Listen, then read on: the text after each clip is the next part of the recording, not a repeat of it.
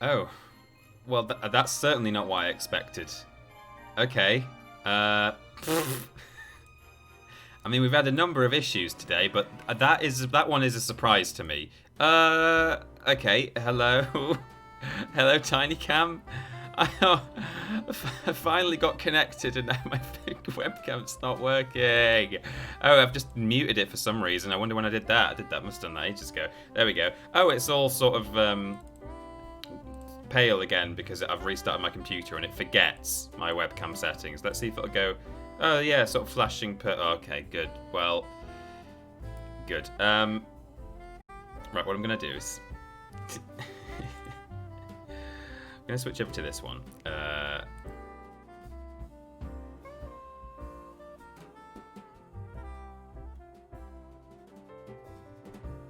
I'm still here. I'm just going to fix my webcam because I can't do a 6-hour stream looking that pasty. So give me 2 minutes.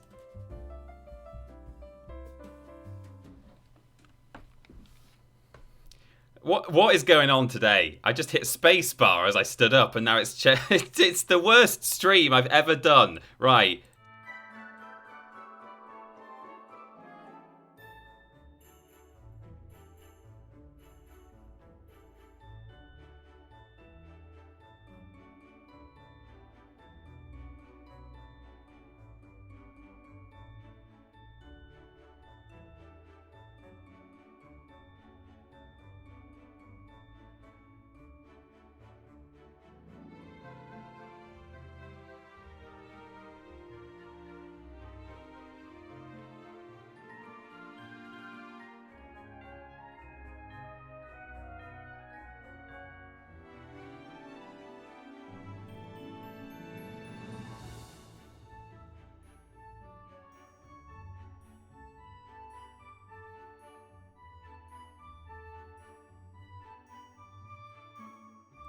Right, there we go. I mean, that's still not fixed, but I can tweak it from here. I have to do some really funky stuff with my webcam, otherwise it turns everything purple. Otherwise, so I have to get up, I have to open the curtains and switch the main this bedroom light off, then get it to auto adjust, and then I can undo auto adjust and then adjust it myself. That's how it works.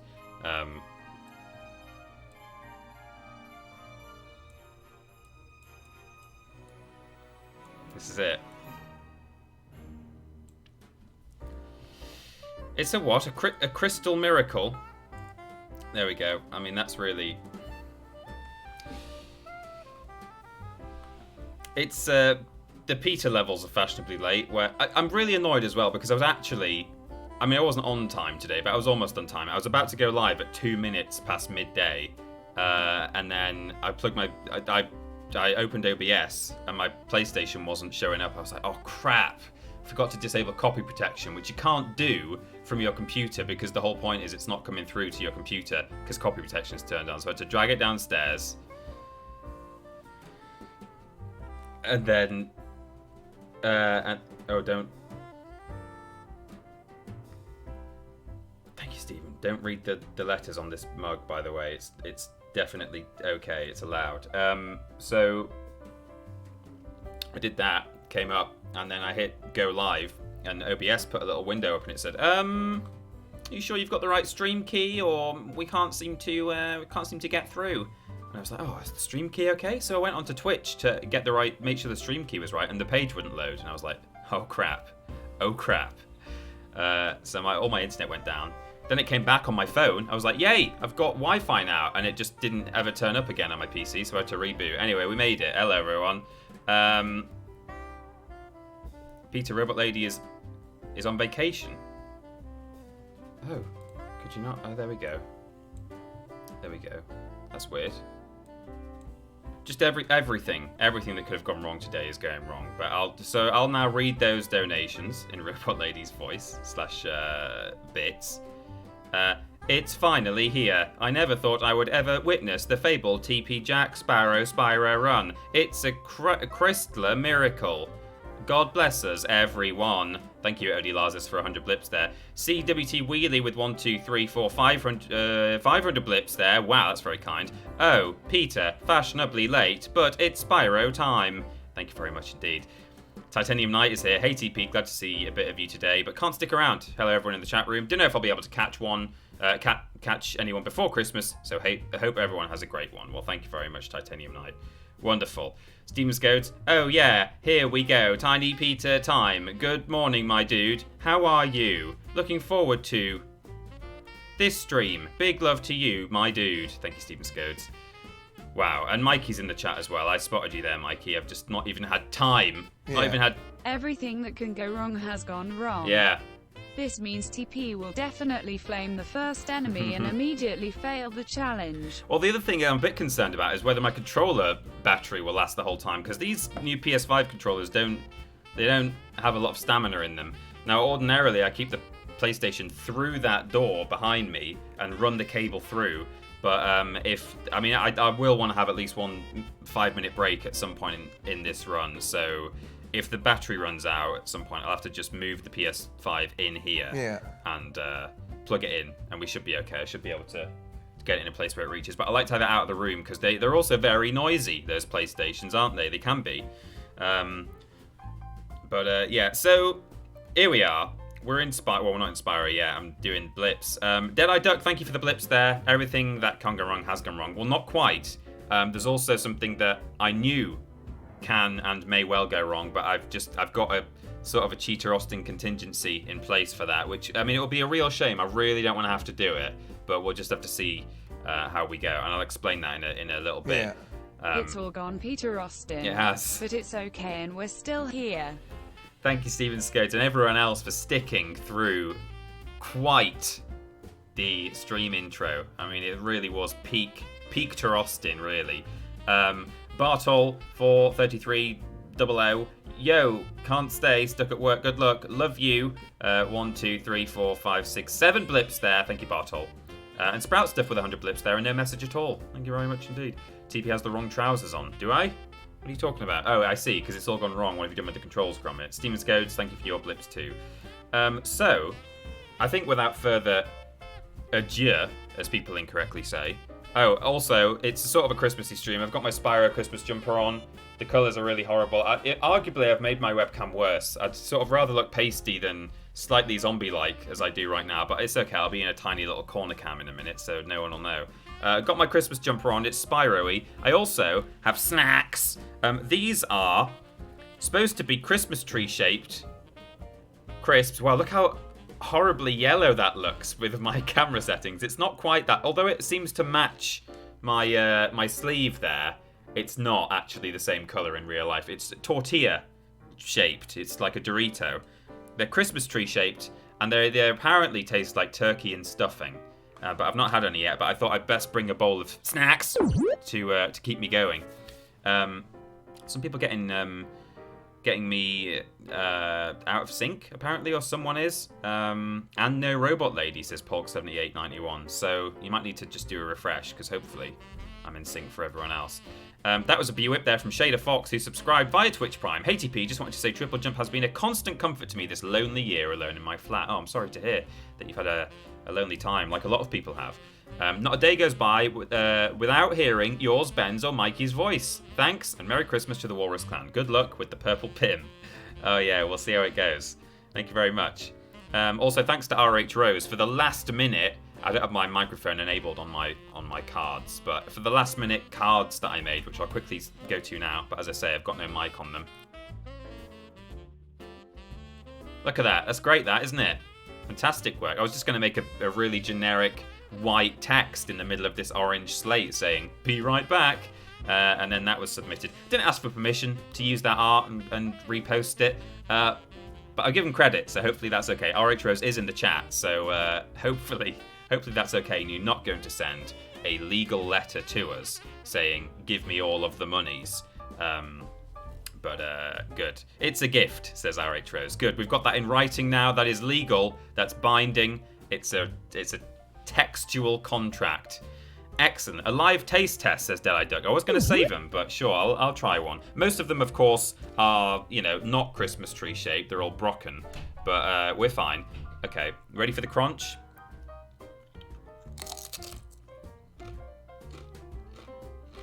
Yeah. Hi peeps, I know this isn't the Dead channel, but I just wanted to say I loved your Christmas song on Podiats. Absolutely top notch, my dude heart. The Dead channel. Carrie, rude. Thanks for the blips, the rude blips there. Glad you enjoyed the song. They're okay, but they mostly just taste like the lightly salted Doritos that you can get with just a hint of meat. Slightly turkey-ish, but they're really like...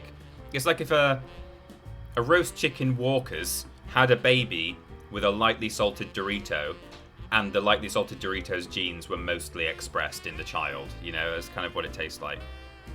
Nice, though. I really like the lightly salted one, so that's fine by me. Let me just cover this up. Ooh, washed down with a nice double cup of tea. Good. So, what I'm going to do now is pop on over to Spyro. I best just get started, I think, because we're wasting enough time. So that's this one. Oops. Hello? Oh, I'm pressing the wrong button, that's why. No. That one. This one. Nope. There it is. There it is. Yeah. I apologize for my rudeness. That was uncalled for. The changed channel smile. Absolutely. Thank you, Carrie, for 100 blips. Hopefully, it sound okay. I'm just choking on a bit of crisp now. I did a sound test, of course, beforehand, but I've since restarted my entire computer. And who knows what defaults have been re-enabled. So please do let me know if I'm not loud enough, the game's too loud or too quiet. You can't hear Robot Lady over me or the games or anything like that. But yeah, hopefully it's all okay-ish. In fact, what I might do is turn that down a bit. Does that affect you or just... Hopefully that just affects me. Okay, okay. Good. Write triple on some duct tape and cover the word redundant on the mug. I can't be bothered. There's no time. Right, so. Oh! Merry Christmas, Peter. Hope you have a wonderful Christmas and a fantastic New Year. So grateful for your amazing content this year. GY Goliath, thank you so much for that. That's incredibly generous. I've just flipped up again because I just launched Spyro 2. Shut up, Spyro. I've forgotten what the sun looks like. We should go on vacation. Alright, I was trying to do it off screen, but I can't, so... Is it working, Professor? GY Goliath, let me, give you the dues that you were due. Happy holidays, there. Peter and chat. Right. I've been watching all the worst games ever videos and they're incredibly funny. Boof love. Boof love. So far, it's going perfectly, says Deadeye Duck. Absolutely. Look at the hype train, by the way. It's really... It was going up there. We got level 1 hype train emotes. Thank you very much, everyone. GY Goliath, that was a... Game might be a bit loud, says Stephen Scodes. That's good now, says Lobotovich. Okay, excellent. GY Goliath, sorry, let's give you exactly what you deserve for that incredibly generous donation there. I was sort of flailing and flipping around.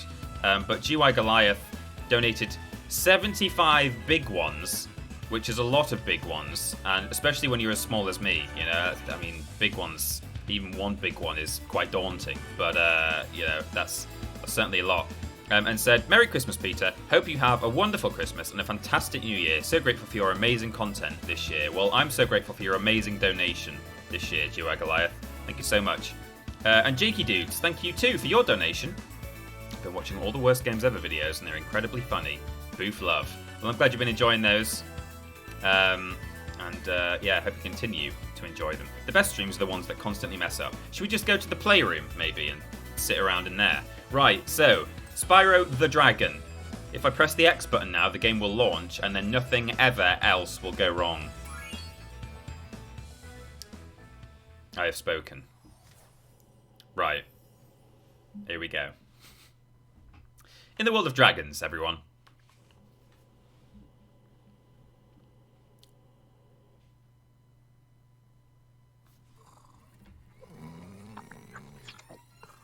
Okay, rolling. It's been peaceful here in the 5 worlds. Or is it 6? For a dragon's age. We now have 12,000 treasure. Or is it 14,000? What about this Ganasty Ganok character? Now, I understand he's found a magic spell to turn gems into warriors for his cause. Can I pause it and I'll enable take that subtitles? Nasty Nork No. is a simple creature. Simple? Turn it up Has then. been contained in a remote world and is no threat to the Dragon Kingdom. No threat! Besides, he is ugly. Ugly? That does it!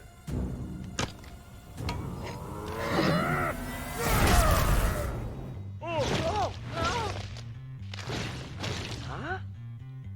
Looks like I've got some things to do.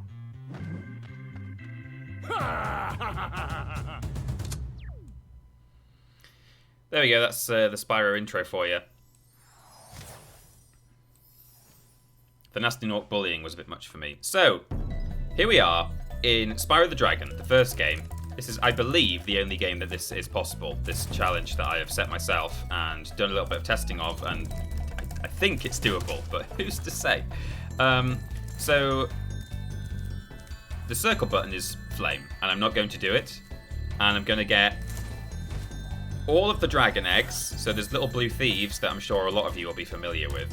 I'm going to get all the blue thieves. I'm going to possibly, hopefully, if I'm very lucky, free every single dragon. But there is a caveat to that. And in fact, well, I might just move my game over there and my chat over here. It's better, so it looks like I'm sort of looking at you guys a little bit more. Yeah. Just want to thank you for the wonderful content from you and Ben this year. They have all been amazing and wonderful. Also want to thank you for introducing me to some amazing games this year. The big one being Resident Evil 4. Really love that game. Steven Scotes, thank you very much for the 100 blips there. I'm glad that you've enjoyed our content this year, and that you enjoyed Resi 4. It's a great game.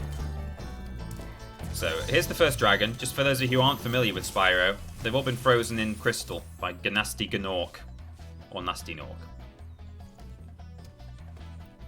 Thank you for releasing me, Spyro. Free 10 dragons in the Artisan world, then find the balloonist. He'll transport you to the next world. What about Nasty Nork? I'm going after him. Find dragons first. That's all I can tell you. So, people asking whether I'm going to be getting all the gems, going for a completionist run. You cannot, you absolutely cannot get all of the gems in this game without breathing fire. It cannot be done. There are enemies that can only be defeated by flame. There are also enemies that can only be defeated by charge, so we'll be getting gems from them. And there are chests that can only be opened either with flame or by supercharging into them, and quite often they're in places where there's no supercharge available.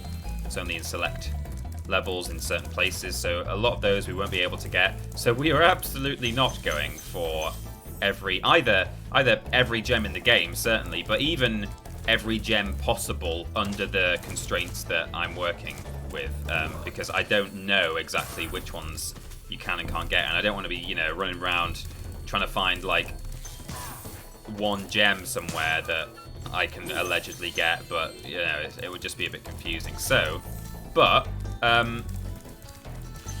what I will have to do is get a lot of gems,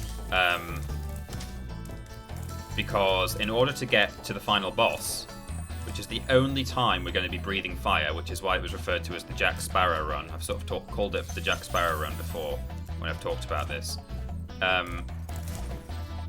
We need to ride in hot air balloons to get to the different worlds in this game, and the balloonists will only take us if we reach certain prerequisites. And the second and penultimate, or no, final balloonist, I should say. Oh no, penultimate balloonist requires you. No, I'm right first time. The second balloonist and the final balloonist both want you to get a certain number of gems, and ultimately it means we're going to have to find 6,000 gems in this game without breathing fire. William Weasley, thank you very much for subscribing. Hey, Spyro, press the jump button twice to glide.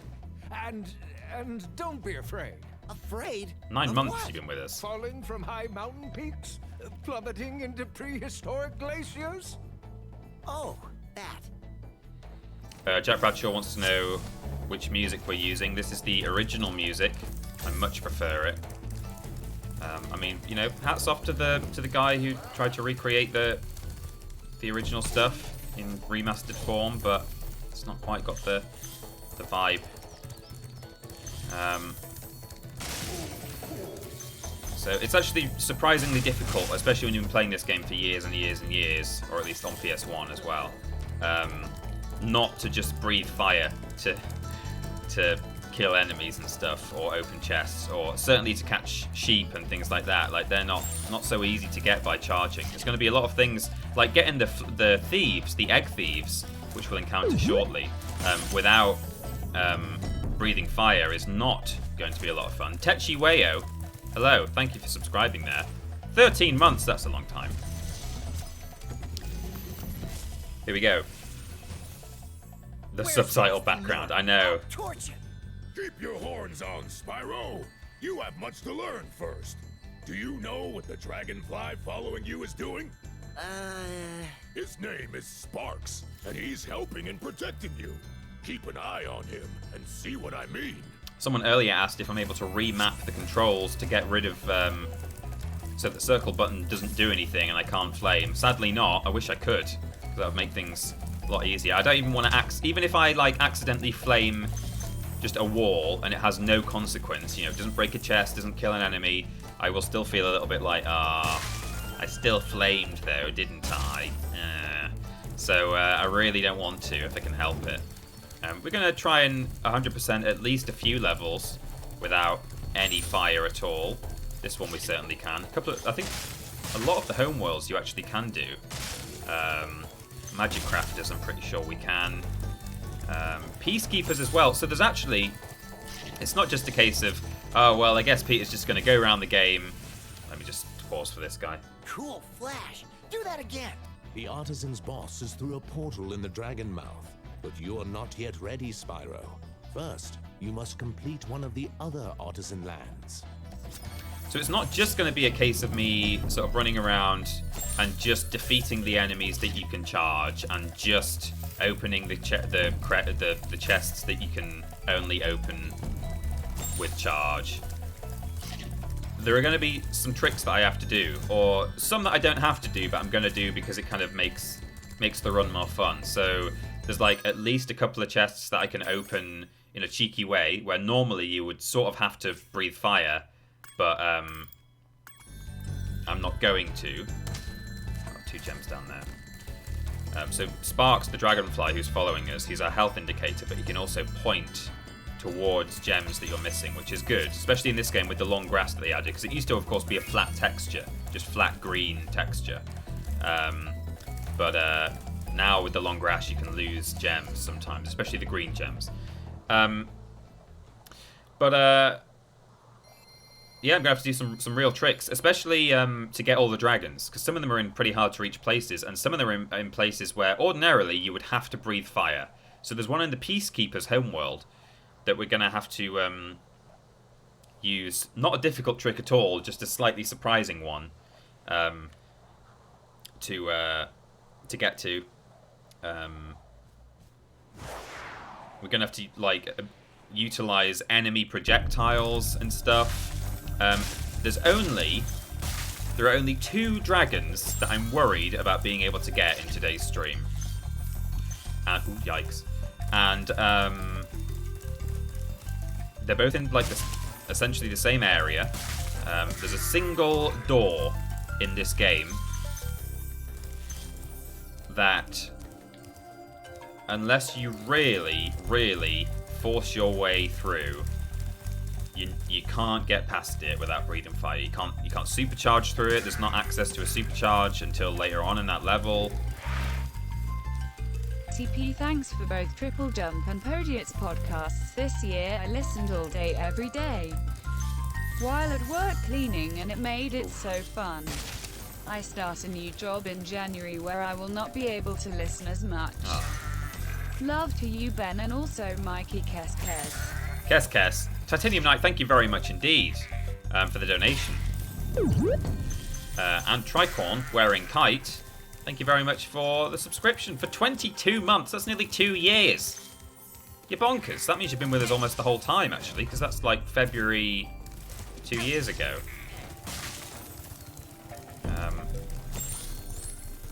Which is crazy. So this level, fortunately, all of the enemies can be defeated for the charge. So this isn't going to be too taxing. It's a nice, easy level. It's just about actually knowing where everything is. I'm gonna, as I say, I'm gonna try and 100% some levels as and when I can.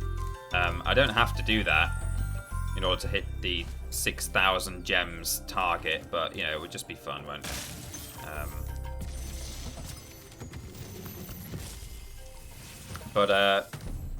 So Spyro, my friend, how about a hint on gliding?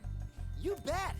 For the longest glide, press the jump button at the top of your jump, and try pressing the action button to drop down mid-flight. Hey Spyro, try not pressing the circle button until you get to the final boss. That'd be pretty rad if you can manage that. So we are...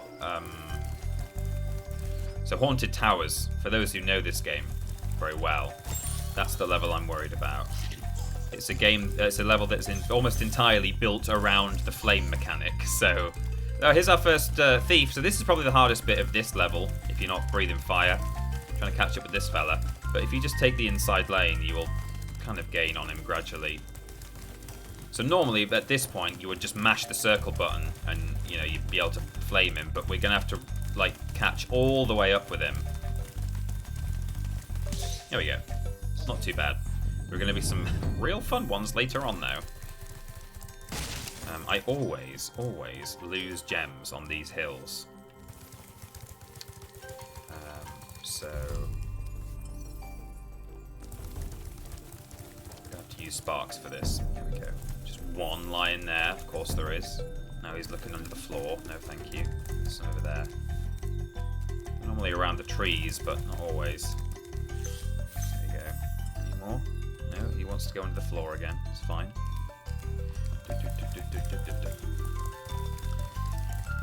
Oh, I'm feeling Christmassy. It's beginning to look a lot like Christmas, everyone. Everywhere you go. Although I'm not really I'm going anywhere at the moment. Everywhere I go entails going down to the kitchen to get a drink and looking at the Christmas tree as I walk through the living room. Tried to add a message to my subscription, but it messed up. Just wanted to say thank you for helping make 2020 slightly more bearable with your streams. Billiam Weasley, thank you very much for the £5 donation, and of course, again, for your subscription. I'm glad that that we've helped you through a weird old year. Hasn't it been a funny one? Funny, peculiar, not funny, ha ha.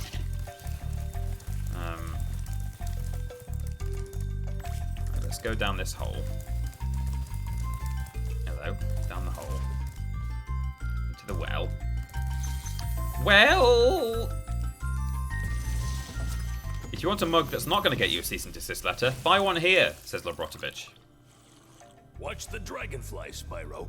His color indicates his power. When he eats butterflies, he stays strong, like me. Sure. Haha, sure. Oh, James is in the chat. Yeah, they were playing Among Us last night. I caught about 2 minutes of it, and Adam Pacitti was telling Owen to like get his Wilson out. So just sent a quick message in the chat, sort of endorsing that message on behalf of the TripleJump department of our network, and then left. But I hope you guys had a good time. Any? Oh, hang on, I've got another one here. After you've freed all the dragons, pass through this fancy vortex thingamajigger. It'll take you back to the Artisan home. But first, let me tell you a story. No thanks. See ya! Tom Kenny, everyone, voices Spyro. It's the voice of SpongeBob SquarePants. So if we jump down here, there's a beach. There's no need to swear about it, but you know, whatever. And inside, there's a key. Keys. Got the keys. Oh, yikes. Step in that. Spyro don't like it. Tori is going to bed. Sleep well, Tori. Thank you for bopping in.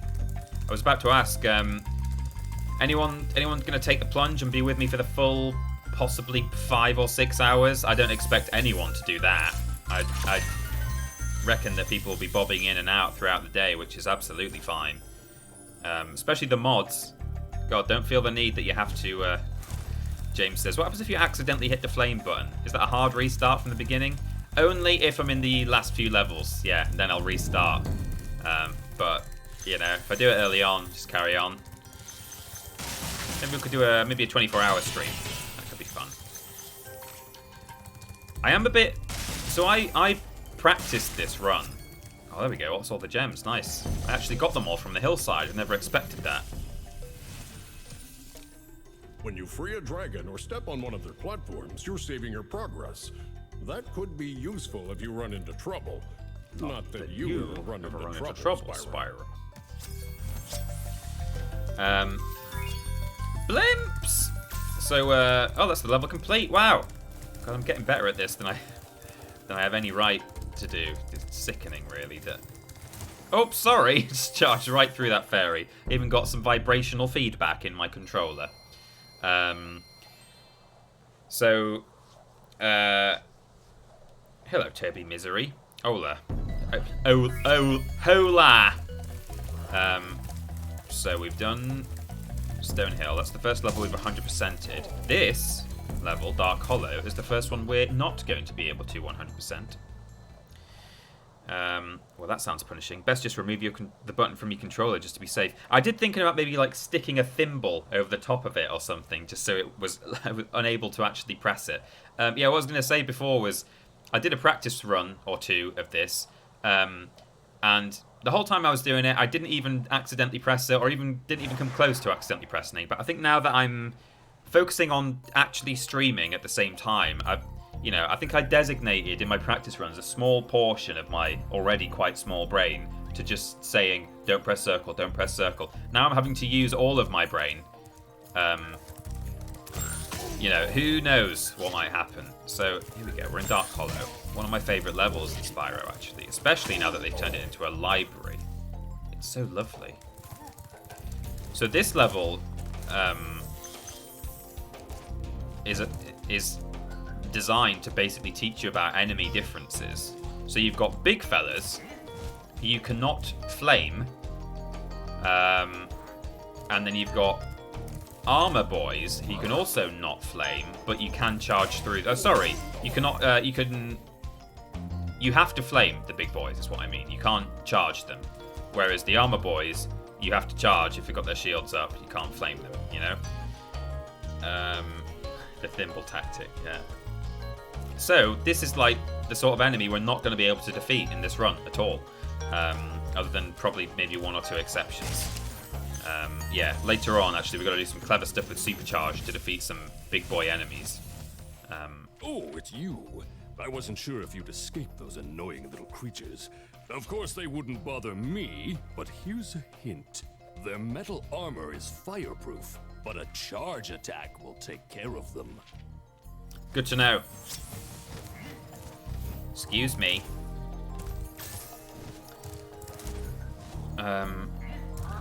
So now this is tricky, not being able to flame, because I can't take down the big guy in the middle, which normally you would do with ease, but now he's guarding. Oh, he just hit that guy and killed him. Of course, the real victim of this run is not being able to light what we have dubbed on this channel the Staircase of Glory. Just a random moment in this game where there's two, like, pyres here, and if you flame them, you get two fires just lighting either side of this staircase, and it looks rad AF. See, it's not... I mean, this is Dark Hollow. This is one of the easiest levels in the game, but it's not easy when you can't breathe fire. I'm glad I'm not also doing a deathless run, because there will be deaths. In fact, there will be a couple of death exploits, actually, like deliberate jumping off cliffs and things. I think we need to periodically message "Don't press circle" in the chat so Peter doesn't forget. I will do my very best to remember. Na na na na na na na. So we're now going to hop down here. Now this is going to be a bit interesting. These boys are not aggressive, despite looking really aggressive, but they just biff you, and the only way to defeat them is to flame their backs. Have you won yet? Okay, Google, when do I get the rocket launcher in Spyro? Steve's Ace, thanks for the blips there. I've not won yet. Now I know I can get past these guys. There we go, because I did it in practice. There we go. The question is whether I can get back again. Otherwise, we're screwed.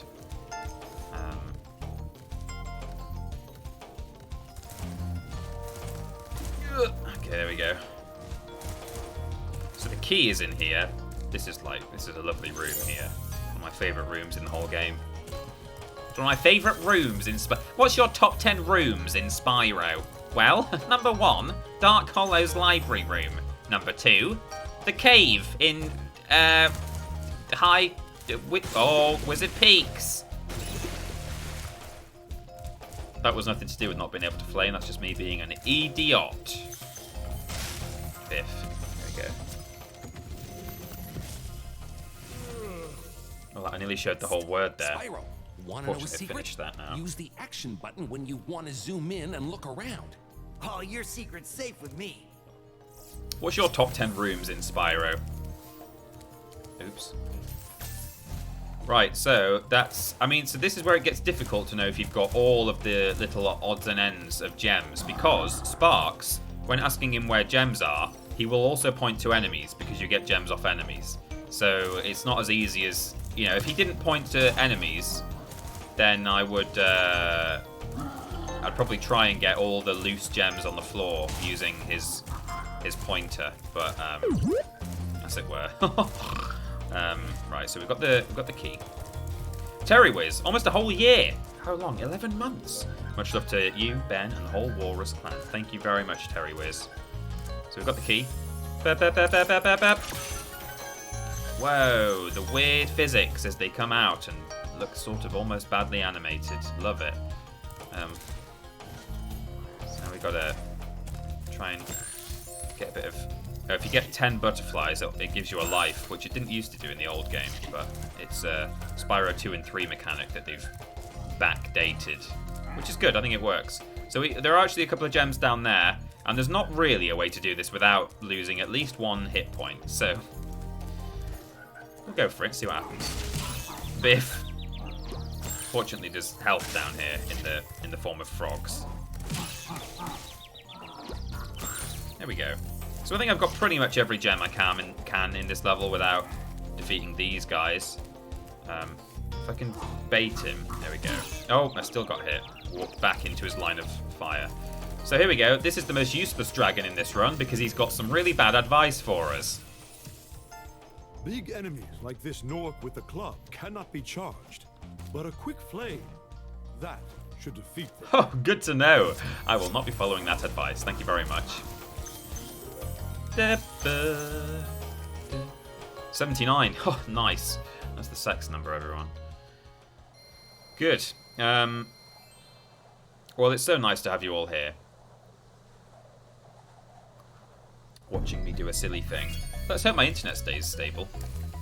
He said, tempting fate. Let's grab a sheet. There we go. Now we got one more level. So... there's an interesting thing that goes on in this level that I don't need to do for this run, but I'll try and do it just to sort of, because it'll be useful to try and explain something later on. For some reason in Town Square, the first dragon that you free, when he disappears, like all dragons, a fairy then appears on his platform, and she'll just say, "Hi, Spyro," if you talk to her, and it allows you to either replay the dragon or save the game, like manually save the game. In fact, I don't think you can even do that in this game. It's either replay dragon or continue, because this has got autosave, which the old games didn't have. But, and this one fairy in Town Square on the first dragon has... like a level of collision about her that all the other fairies don't have, and if you stand in a certain position, when she appears, she'll fling you up into the air really high. Now, if that was a replicable or repeatable effect with other dragon platforms in other levels, I would have no issue whatsoever getting the last 2 dragons in this run that I'm worried about getting. However, it's not. It only occurs with this dragon fairy. So I'll try and do it. I've never practiced it because I don't need to do it, as I say, but... Welcome to Town Square, Spyro. Begin exploring by gliding to nice that statue, area man. with the bulls. Use the right stick to get a good look. Let's, okay, I did it wrong. I'll have another couple of goes, but as I say, it doesn't really matter, but if I can just show you. Oh, I just flamed by accident. It's fine. Don't worry about it. Oh, she's not doing it. Hi, Spyro.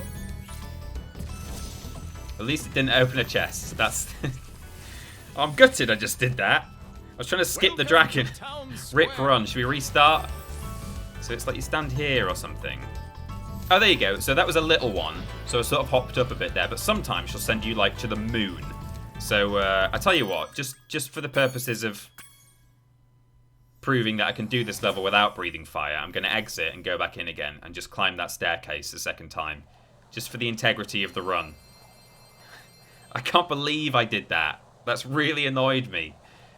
I was convinced they wouldn't actually flame at all in this run. Hey, it didn't affect the run, it's fine. It didn't open a chest, I didn't kill an enemy, it never happened. Here we go. Hey guys, we're going into Town Square. So there's a weird thing in Town Square. With the dragon platform, the fairy can make you fly up into the sky, and that thing can happen, and good. Anyway, so here's Town Square for the first time. I hope you enjoy it. It's gonna be a big shock to all of you. You've never seen it before. Oh, look at the sky, look at the backflip. Oh, there's chickens here. Wait, oh, there's chickens here. Oh, normally there would be... Oh, I'm just grabbing these gems. There's a gem here. I've got this one, and there's a gem over here. Let me just grab this gem. It's just here. I got the gem. There's a gem up here somewhere. And oh, look, there's a crystal dragon statue, a whole full size. Look, oh, it's like 5 feet tall. Let me just free the dragon. Oh, we did it. We did it. Well, yeah, you're all right, mate. Don't worry about it. I'll just try one more time while we're here. Yeah, so if you do it right, she'll like fling you really, really high. But you know, it's fine. But out of interest, I wonder if all the skill points are doable in this game. Burn. Well, no, that's the second one is not doable. All bulls stuck. We'll try and do that one. So if you charge the bulls rather than flame them, which we are doing. In fact, yeah, we're going to get that one by default. Their horns get stuck in the ground instead of like vanishing into a linear of smoke. They get stuck, and if you get them all stuck like that, then you just get a skill point for it. And you get a life. So these chests, normally the easiest way to do one of these would be to flame it, and a gem will fly up out the top like that, and then you jump and grab it, and it's a lot easier to flame and jump and grab rather than charge and biff your head, but if you're quick you can still do it. So those aren't going to be too much of a problem, despite the fact that they are essentially designed to be flamed rather than charged, but we're okay. We'll be fine.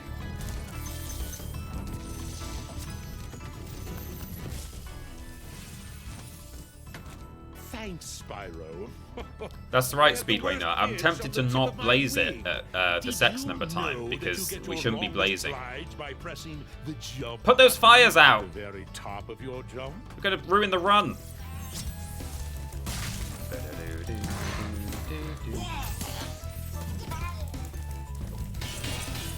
Biff, biff, biff. The good thing is that the final boss will only take 2 flames to defeat. So then it's like the triple flame run rather than the double flame run, which would have been bad. So it's just as well I did 1 flame here in Town Square. Otherwise, you know, it would be terrible. Don't want to be. We'll get cease and desist if we do a double flame.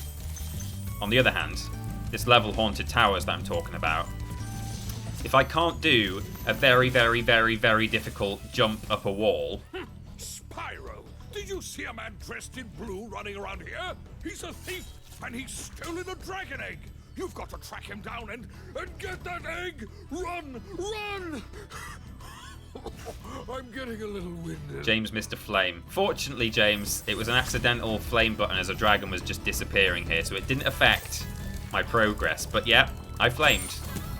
In fact, what I'm going to do is, on Monday morning, I'm going to demote myself and make you head of video at TripleJump because I deserve punishment. This fella is going to be,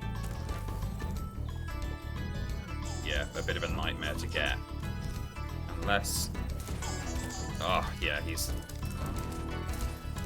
not going to be a good one because the reset requires you to go all the way over here, all the way down here. It's fine, we'll do it. We'll do it. No, I didn't do a flame. What are you all talking about?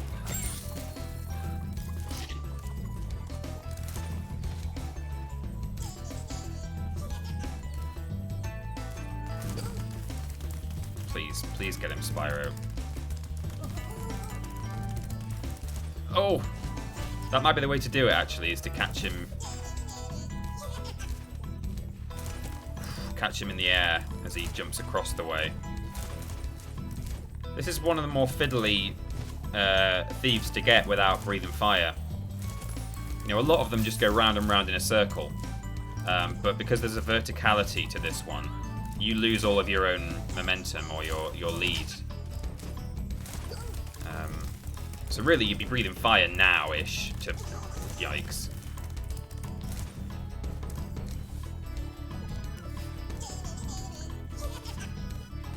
Oh, I got him! That's how you do it. Okay, good. So we'll do this one more time. Go up the way. Yeah, so the problem is, in Haunted Towers, the door that I'm going to really struggle to get through without doing a very, very, very, very lucky, glitchy jump that I've practiced for hours and hours and hours and not done very much. The solution to that would be, I mean, what I'm going to do, if I struggle with it for too long, and I don't want to sit here for literally an extra, like, 3 hours trying to nail this jump, I'm going to do a poll, which will give the options either don't worry about getting all 80 dragons, just as long as you can get to the end without breathing fire, because I've not breathed fire at all. Or, if people want to see 80 out of 80 dragons collected, sort of without breathing fire, what I can do is show you lots of captured clips that I've got on my PS5 of me doing this jump, and then I can, once you've seen those as evidence that it is at least doable, if you put like hours into it, then maybe I can rush off and quickly just flame down the door and go through the door the normal way. We'll do a poll for it just to see what people think. Thank you for releasing me, Spyro.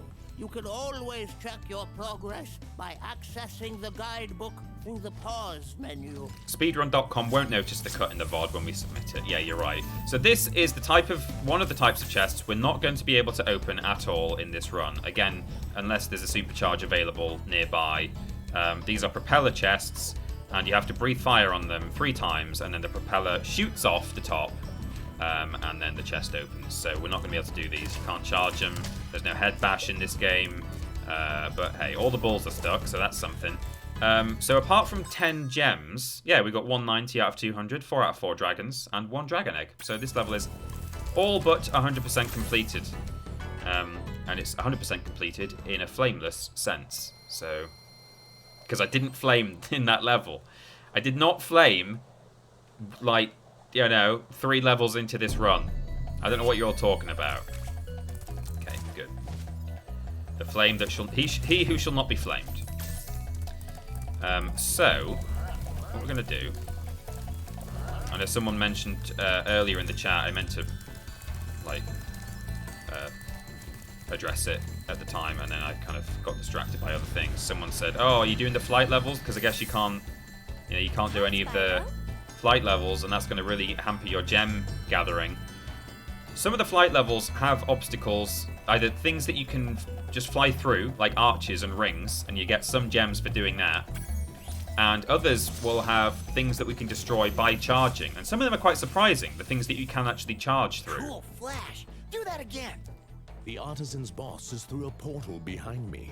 You can challenge him now, if you feel you are ready. There you go. That's the only dragon in Spyro that says 2 different things if you replay the dragon later. There you go. Little factoid for you there. So this is the first boss of the game. We are not going to be able to defeat like most of the bosses in this game, but some of them we actually can. Again, like, it's quite surprising. I'm pretty sure that one of the bosses in this game that you can harm by charging, I'm reasonably sure you couldn't charge him in the original version. So they've actually added something to this game that will allow me to defeat at least one boss. No, 2. There's a couple of bosses, but one of them you could always defeat with charge. So here we go. Yes, Peter, I know you didn't flame. Why do you keep saying that? Bit suspect. Yeah, you're right.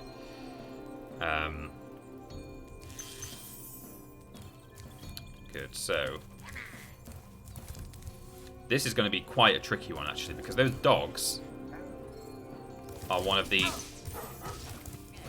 actually one of the trickier enemies in this game. They take 2 hits and only by fire. So, I mean, it's kind of irrelevant they take 2 hits because I can't fire them at all in this run, but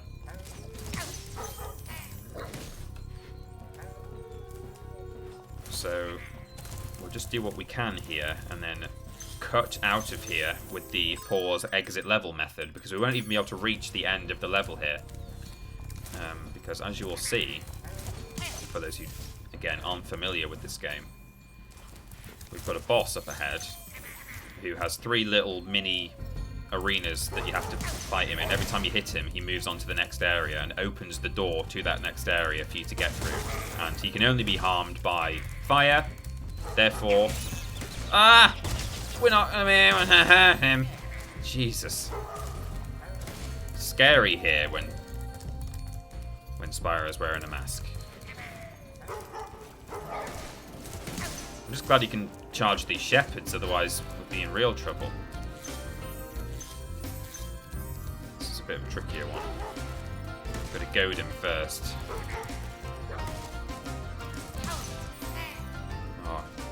Oh, he landed in the water. Okay, that is about it from Toasty.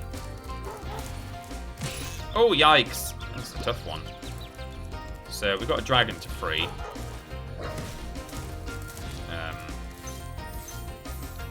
So here's Toasty himself. He's a scarecrow, except is he? Spoilers, he's a sheep on stilts. Peter, did you ever try to... Peterson. Nasty Nork has put one of his most devious henchmen in charge of the Artisan world. Bring him on. I think I smell a Barbecue. Be careful, Spyro.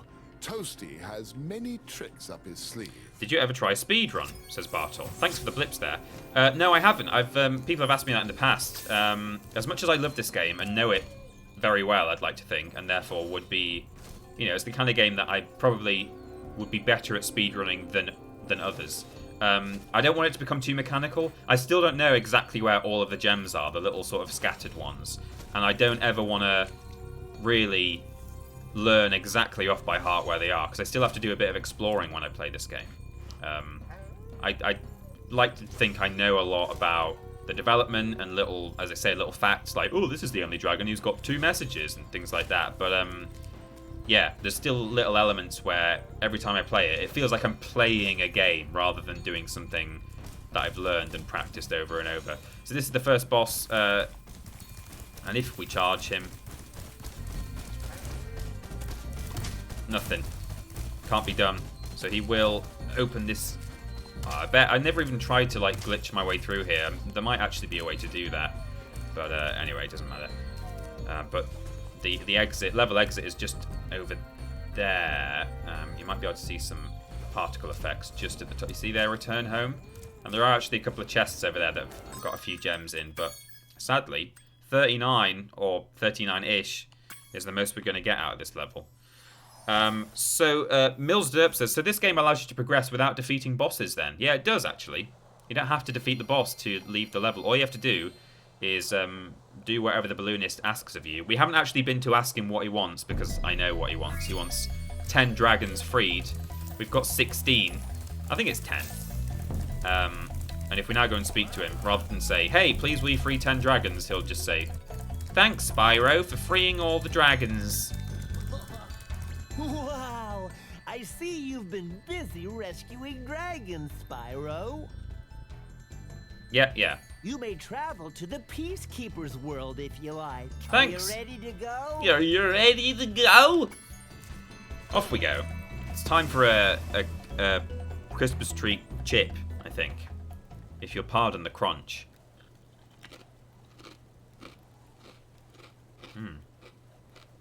Marco Baballoonist. I like that. Surprising we can't beat the level called Toasty without a flame. Yeah. Funny that.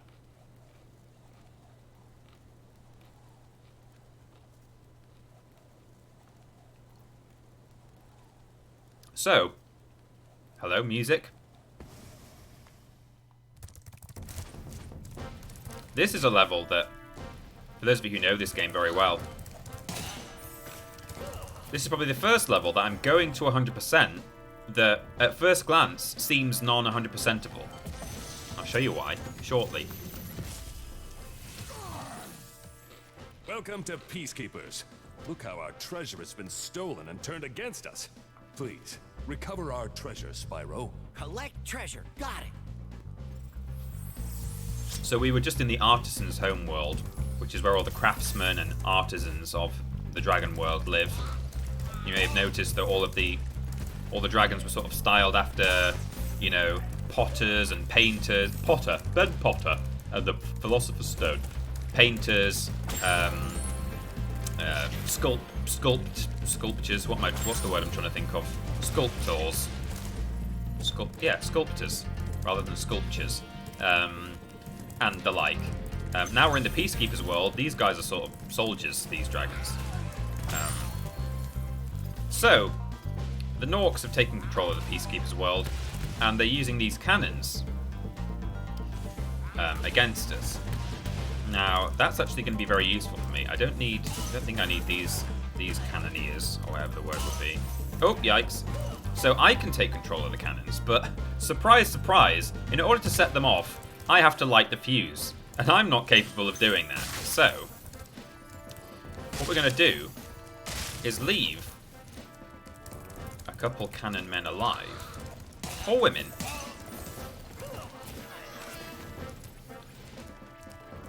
Because they'll help me in a number of ways. For starters, some of these guys have hidden in tents. And if I am lucky and clever, I can get this fella to help me with that. Because normally I would just breathe fire and burn the tent, but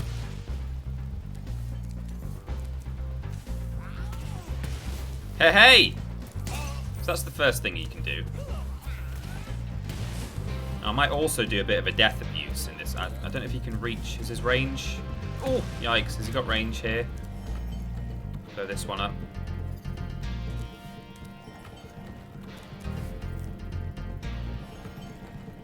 Come on, fella, you can do it. There we go.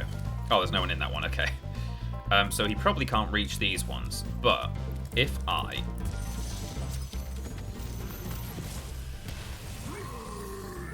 free this dragon. Hey, Spyro. Sparks the Dragonfly has been doing a good job protecting you.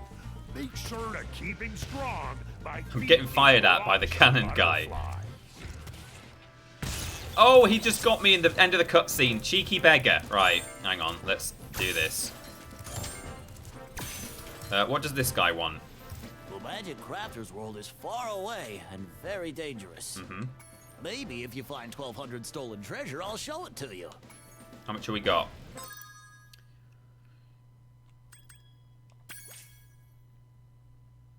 Is it covered up by my face? I don't... Where's the total? Oh, up there. Only 600. Okay, that's fine. Got to press circle to go back here, and it's scary. There we go. Right, so, a couple of things we can do here. First off, if I do a bit of a death abuse here, so if I jump into the water and die, I'm going to respawn where I just freed that dragon. And so are all the enemies that I've not yet defeated. And it's good that it's not all... I think it's not all enemies. It's just the ones I've not defeated. So...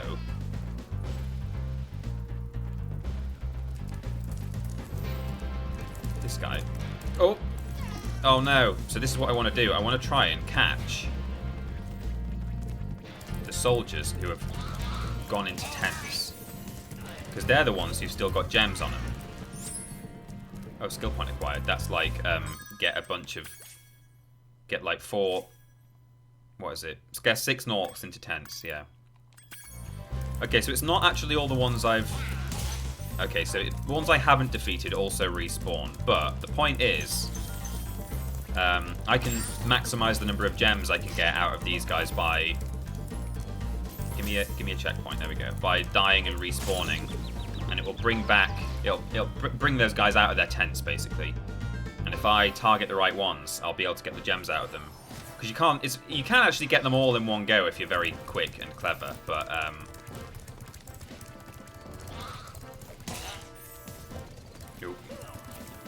no! I missed him.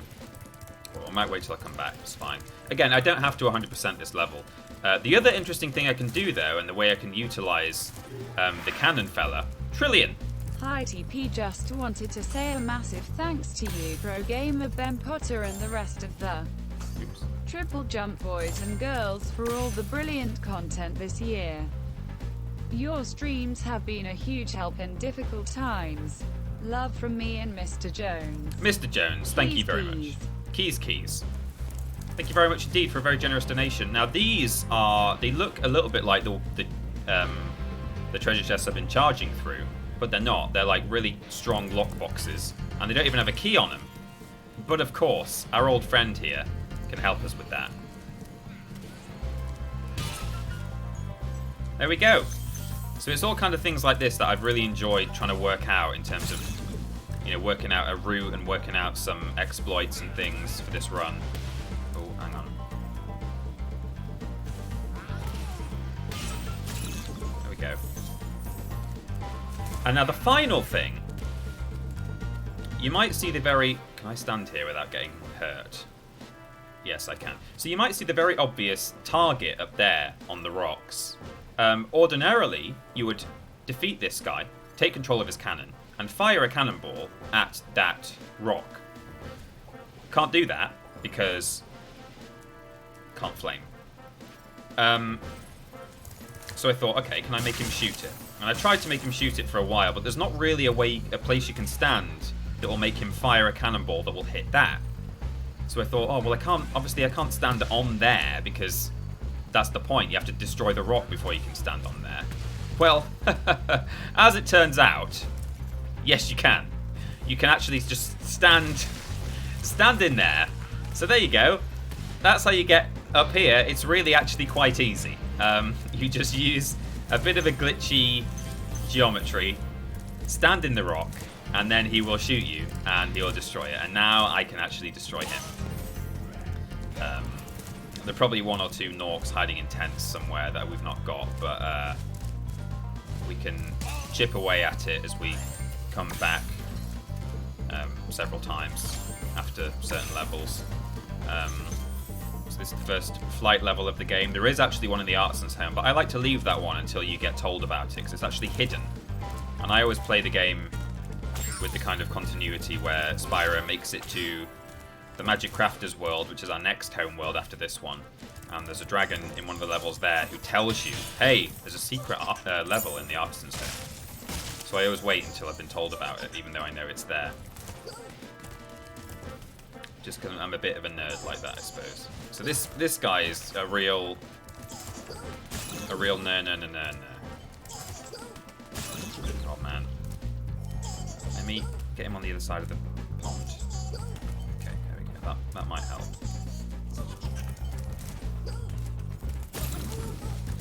Oh, okay, I've taken some damage. Press circle quick, says Matt Fox. Well done, Spyro. Keep up the good work, and I know you'll fulfill your destiny. Destiny? I just want to kick some. Just toast those enemies and collect the treasure. I won't toast any enemies, thank you very much. Are there any rabbits around here? Because I wouldn't say no. to just a little bit of health before I try and get this thief again. I may have defeated all the rabbits. Some over there.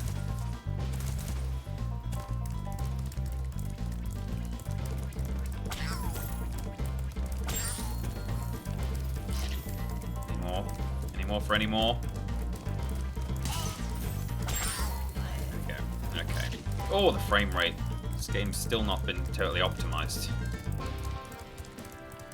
So, there's another boss in this world, of course, and it's another one that we're not going to be... Oh, there's a rabbit here now. Another one we're not going to be able to defeat.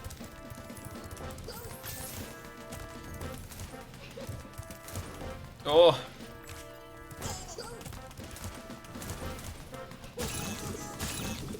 Oh, this guy. He's running rings around me. I believe that the longer... Oh, yikes, I'm going to die. I believe the longer you chase a thief in this game, actually, they do slow down gradually. Which is good. Oh, funny guy. Oh, I actually just made physical contact with him there, and I wasn't charging properly, so I didn't get him. He seems to be laughing every time I hurt myself, which is real mean. Oh, yikes. Okay. I'm just clipping the water every time, which is... There we go. Well, I got the egg, so worth it. There we go. We got him. Just figuratively toast those enemies. Yeah, that's right. There we go. So... Oh, he's alive again. But fortunately, we got his egg. He's got nothing now. So, that's egg number 3. Now, I always, for the first time, I always screw up this jump. So let's see if I can do it first time. Yes. Good. Biff. Biff. Biff. And a final biff there. Key goes in there. And unless I've missed a little odd gem somewhere, that will be... Oh no, I've not been down to Icy Cavern yet. That's fine. And actually, I think there might be some gems hanging around the balloonist as well. Now, I've got another chance here to defeat... Oh, it's that guy. They're all getting me. They're all doing me. I might have defeated them all once now. That might be the case. So let's just get that. Head down here. A few odds and ends. And Sparks, where are you pointing, fella? This guy, yeah? Okay. Well, what we'll do is... I might do another death abuse here. I got really lucky when I did a practice through on this. I just happened to... I had like 2... Ooh, I didn't nearly quit the level then. I had like 2 runs at that group, and I managed to get them all. I managed to get like 2 of them one time, and then 1 of them another time. But it's like... You have to get the specific enemy. Right, so... I want the guy in the middle.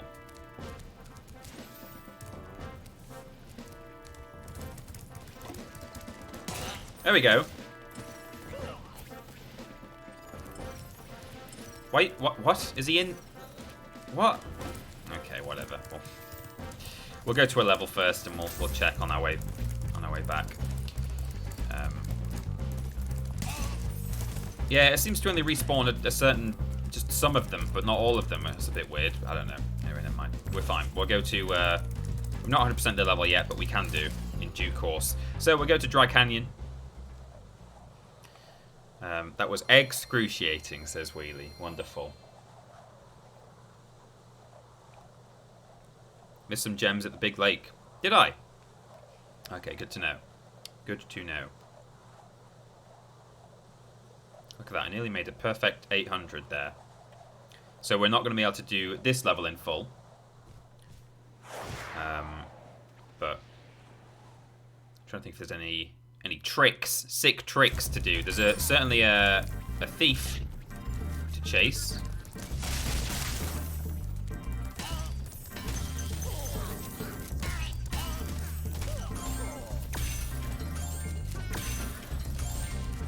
if you actually, I just realised, if you charge into those things very lightly, he won't bonk his head, which is good to know. They've got guns now.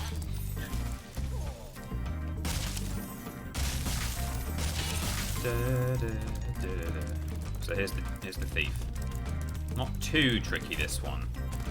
Normally takes a few laps, but you don't tend to. You might clip the water once or twice, but generally, it causes too many issues other than just going round and round and round until he slows down a bit. I'm sure. I think they added that into this game, that they just get a little bit slower the longer you chase them, which is good. It's certainly good for us. There we go. Oh great, more egg thieves, says Lobrotovich. That's right. So here's one of these things that we can't open, sadly. I don't think I've actually tested to see if the gun guys in this can shoot chests open, but I'm 99% sure that they can't. It's more like a little cannon, really, a little hand cannon. Conan! What? Huh? Oh. Thank you for releasing me, Spyro. Oh, you're very, very welcome. Biff. So. What are we all doing for Christmas? What are people's Christmas plans? Or, you know, whatever you do or don't celebrate at this time. Maybe you were raised in a Christian house. Oh, sorry, that's a big guy that I can't harm. Maybe you were raised in a Christmas celebrating household, but now you no longer do, or vice versa. What are your plans? Presents. Oh, and family stuff, says Matt Fox. Oh, there's vultures. Okay, we can charge the vultures. This guy swings a vulture around and hits you with it.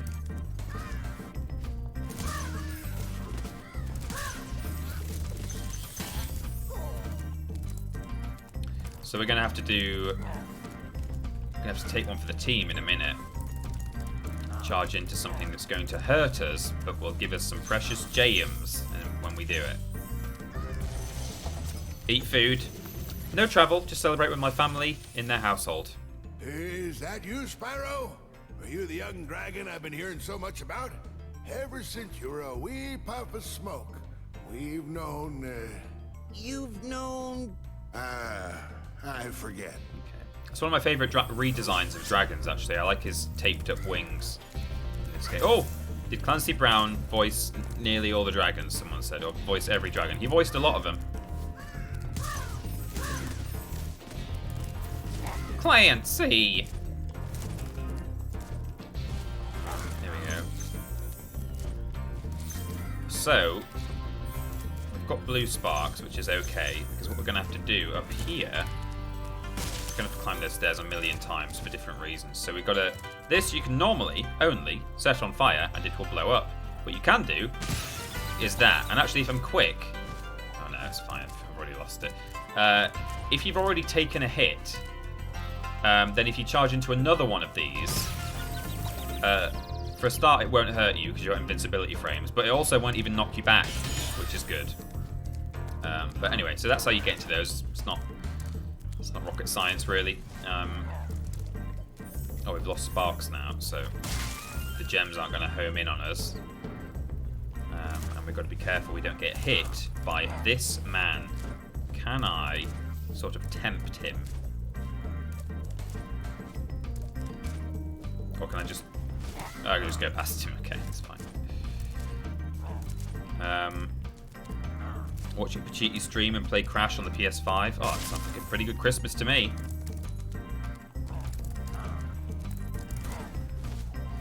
I'm going to stream myself making Christmas decorations on Christmas Day, says Awesome Fox. For all those who can't be with family. And so my niece, who normally comes over, can hang out with me. Ah, well that's lovely. Oh, that's so wholesome. Oh, hello. Oh, he killed me. That might be the first time I've ever been killed by a vulture in Spyro. That's the thing, like, I think when I did a run of this game not so long ago, I died a couple of times just like falling into water or off cliffs and stuff, but not very often, because normally, if you're quick, you can just defeat every enemy in this game, either by charging them or flaming them. And if you know what you're doing, or if you know how to defeat them, you can be pretty quick off the mark and just get it done. But because of like guys like this, see, it makes it a lot more risky everywhere you go and everything you do. Is that vulture still chasing me? No.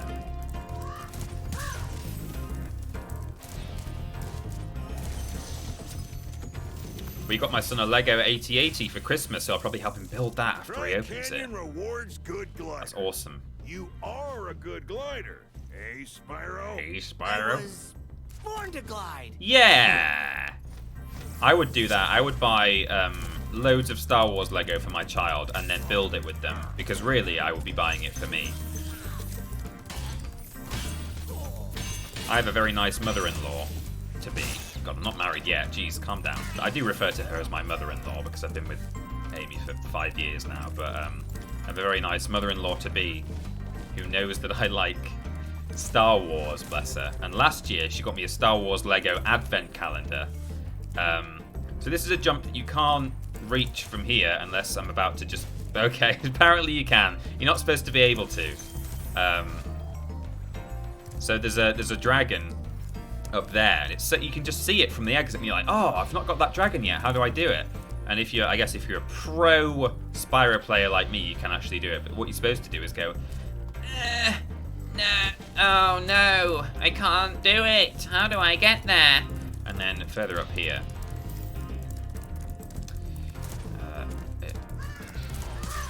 the game shows you exactly how you do it subtly. Whoops. Oh! Oh god! I need a bunny. And I might have got all the bunnies already. Okay. So what you do is, you hop up here. He's just said you are a good glider, eh, Spyro? Dry Canyon rewards good gliders. And there's a bit of a ramp up here, and you're like, oh, okay. And then you glide over here. Peter likes castles. Pop this thing, and then actually these gems are also a clue. So you get here and you might, if you're not really paying attention, you're like, okay, well I've done that bit and that's not really helped. But if you look at them, they're sort of leading you this way, and you can actually glide round here, and that's how you're supposed to get onto this thing if you're not as good as I am. I've never actually done that before in my life. I didn't realize you could do it. Oh, Spyro, you okay there, buddy? Incredible glide, Spyro. I thought I'd be stuck here forever with those ugly vultures standing on my head. Those birds might look tough, but they're pretty tasty. Flame broiled with a pinch of salt. Pretty tasty. Gonna have a... Right. Sorry, excuse me, eating and talking at the same time. Only 8 gems left, and there's a load of big guys still alive, so I'm going to assume that we basically got everything here. So, there we go. It's Dry Canyon done.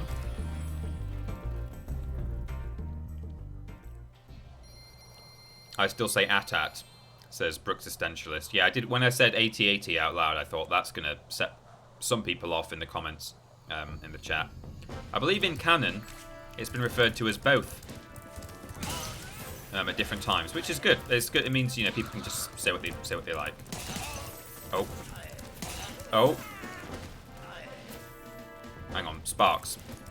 Sparks, be alive, because I just got like all those guys then. I think, except one, who surely I've already got. So he's pointing now at the lake. This is good. 1, 2. And now he's still pointing at the lake. Oh yeah, those ones. Is that it? There's still like 8 left. And there's only, I think, 4 on that island.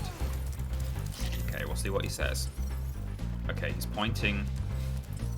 I can sort of use him to work out which Norks I have to hit. I think it's that one on the left. No, they're so quick. I wish I could flame them. I wonder if the cannon man will reach this far. I don't think he will.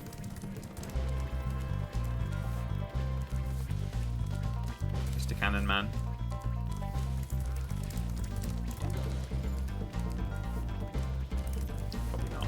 Well, let's grab the last gems by the lake, and then we can see what we're left with. Oh, there's 6 here. I thought there was only a pair of those. So we're left with 2 gems remaining in the home world, which again we'll be returning here a couple more times. But Sparks reckons it's in this middle tent. Okay, no worries. No worries. Clifftown, everyone. This level, I believe... No, we can't quite 100% this one because it's got some fireworks we have to set off. And I don't mean the firework chests that we just did in Dry Canyon. They're actual rockets that fly off and blow up chests. We've got a thief to get here. Also, there's some enemies here that you have to flame. And I forgot that he does that in Clifftown. I thought that was a glitch when I first played this game, but that's actually serious. So these guys are fine. They're armored and small, which means they're for charging. These guys were made for charging, and that's what I'm gonna do. But there are these big mamas here who can't actually hurt you, but they sort of give you a slap, send you on your merry way. Also, I've just remembered as well, if you have to flame these cauldrons to get a gem out of them, so there are going to be a fair few gems missed in this level, but that's okay. That's okay.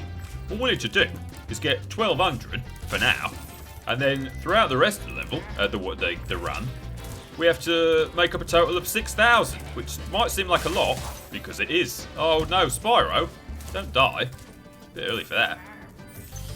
Jeez. Start flaming him. Biff. These guys have metal cloaks. I'm not really sure how that works. I guess it's like chainmail, but really, really fine, so it looks like a sheet. Yeah, funny guy. Real smart Alex. So he's here. I believe charging around this thing one way is actually slightly better than the other way, and I can't for the life of me remember which way it is. But feeling like this isn't going very well, so I might turn the other way.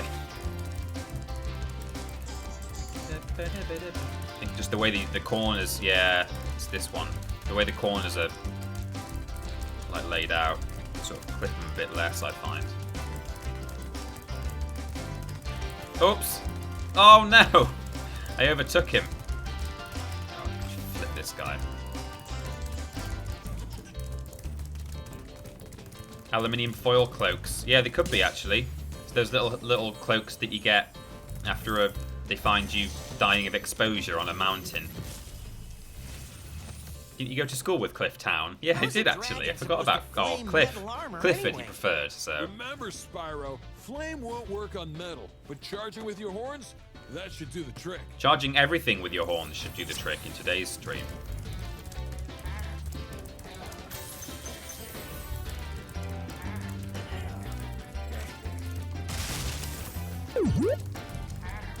Magic Core just subscribed. Thank you very much. 4 months now you've been with us. It's very kind of you.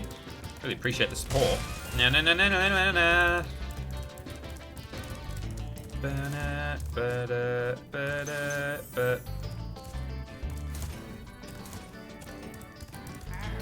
Oh, I really nearly automatically flamed her there, just like an idiot, but I didn't. No, don't do it. Just let me pop this chest.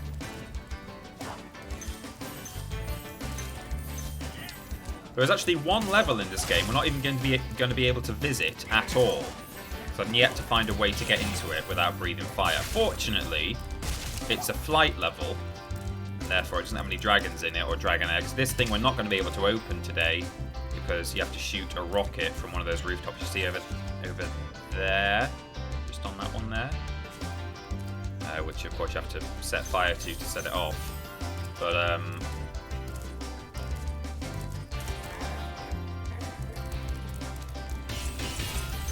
yeah, we're not going to be able to get into Icy Flight, is it called? The Dreamweaver's one. The staircase is guarded by 2 metal enemies, big metal enemies that you can't charge. You have to make them small with a device that requires you to use your your fire. Hey, what's on the other side of that river? Why don't you glide there and find out? I will.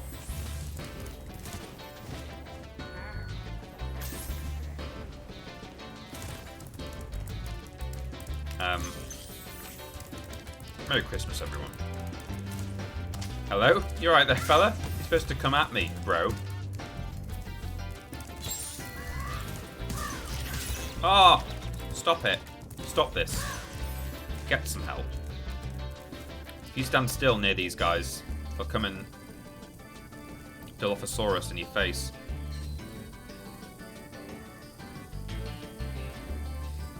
Do I still have an enhanced screen on this? Maybe I don't know. I'm about to click a scene that I don't know what's on it. It might have a picture of Crash Bandicoot. It could have anything. Okay, yeah, that's an enhanced scene. That's oh jeez. Hang on. Let's see if we can find.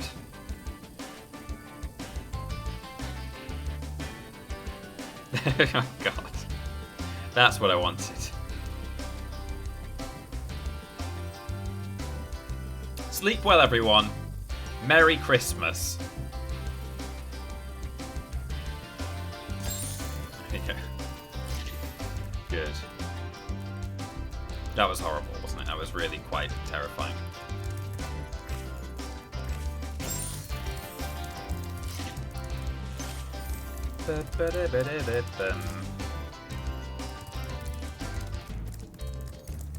Oh, frame rate, come on. Please.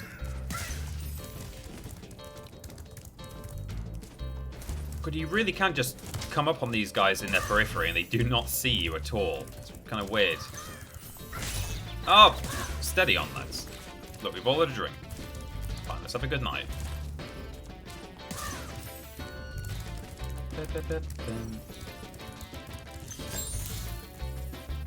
Hurry up, Sparks. I need your pointer.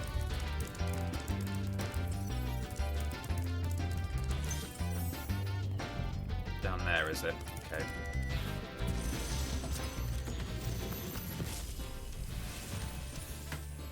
You've reached the highest point in Clifftown.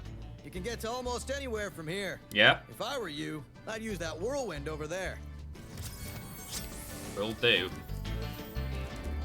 So now we can get up here. You can't do that from the beginning of the level, but now if we go back, this is back at the start again, you see. But now we can very quickly make our way back up to the top, which is handy, because you have to go from here to reach some of these rooftops. So, like this one here.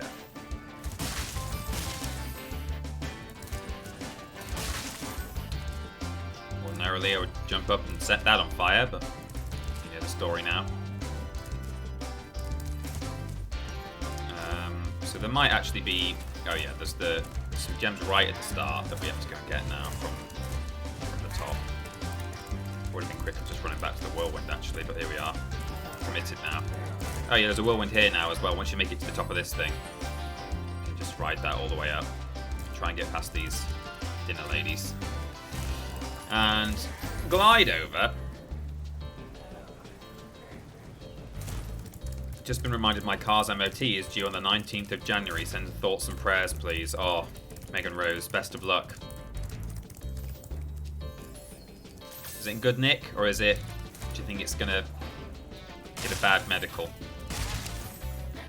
So that's that. Any more rooftops yet? Oh, I always miss these gems down here, and because I always miss them, I now know that they're here, whereas it used to be because I didn't even know they were there.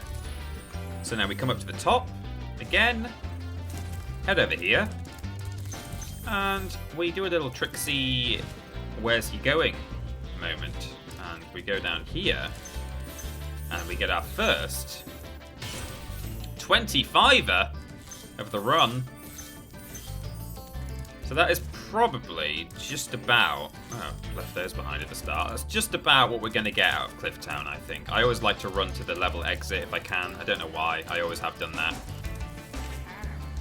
You can just pause and exit level and you get to take all your gems with you and everything. But, don't know. I've always just exited level where possible with the return home thing. So, as I say, there might be the odd red gem still lying around or on a roof or something, but we don't need them all. And I'm not going to waste too much time doing that. Dinner ladies, such a British thing. Shade of Fox. Oh, let's get these guys. Don't tell me it's this one. Oh, it's not. They're over there. I think they've already run into theirs. Oh, I went the wrong way. Okay, never mind. Never mind. There's a fella still in one of these tents. And I've just been really unlucky in that every time I've come back to this world, he's hidden. It's okay. We're going to head down to Ice Cavern. And we'll do what we can. M. Higdon, thank you very much for subscribing for 15 months total now. You're currently on a 5-month streak there. Hey, Peter. Hey, M. Higdon. Hope you're having a good time. Whew. Oh, we got an emote. Thanks to M.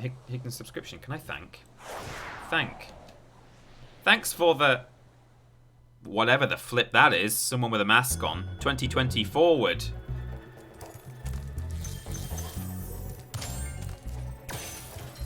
I'm gonna, for the interest of time saving and doing the level in the direction that I want to do, you can actually access an area right at the end of the level from this platform. It looks like a bit of a leap of faith, but when you get down there, you'll see this platform from below and you're like, well, I'll show you. So I'm gonna do this, which might seem a bit daft, but here we are. There's 3 lives up here. And like down here is where the level exit is. So it's just through there, and you make your way through here, and you're like, oh, I made it. And then oh, wow, look, there's 3 lives up there, but I can't get them, and you have to get there from the start of the level.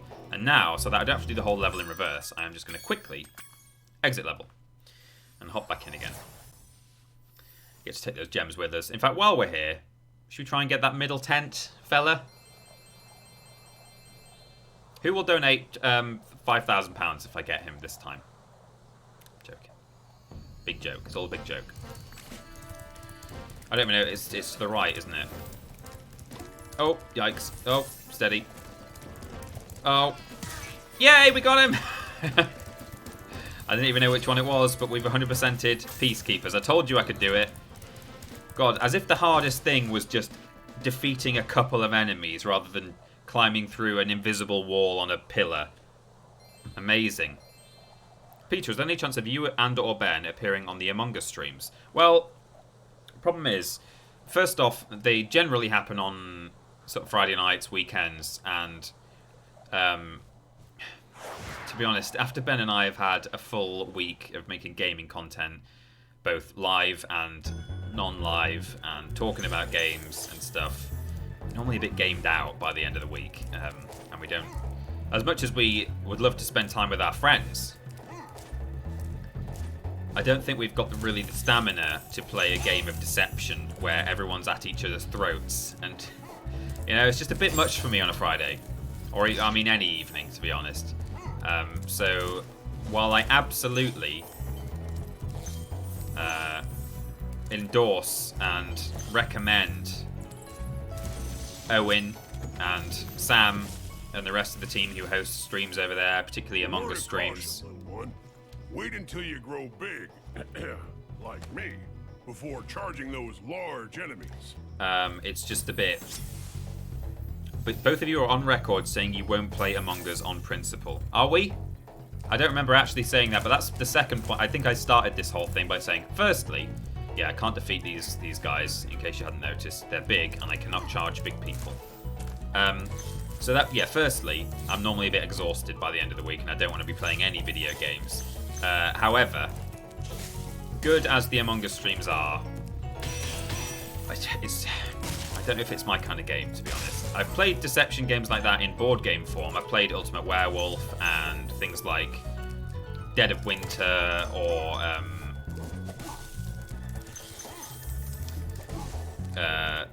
Thingy at House on the Hill. I always forget the noun. Is it mystery or murder or betrayal? Betrayal at House on the Hill. That's a really good board game, tabletop game. And they involve that kind of like, you know, trying to sort of lie and deceive each other and ruin things for the team. And I like them, but I don't know, Among Us there's just something about it that I'm never that keen to play it. So it's possible that if like a different game was played, I would be up for hopping in. But even then, as I say, we're normally... So, I mean, I can't speak for Ben, but I think I can. I wouldn't speak for Ben, but I think he would agree with me that it's just a bit... It's a bit much for us at the end of a week of gaming content to be playing a game like that, or a game at all. You know, I'd maybe hop in if there was some Jackbox or something like that, because they're a lovely bunch of lads for sure. And hey, we've got like James and our new editors as well. They're normally repping the brand, the TripleJump flag. Spyro, some big Norks up ahead are wearing armor, and in the ice cave, armor can make their feet very slippery. Anyone want some crunch ASMR? Pop your headphones into your ASMR mode and listen to this.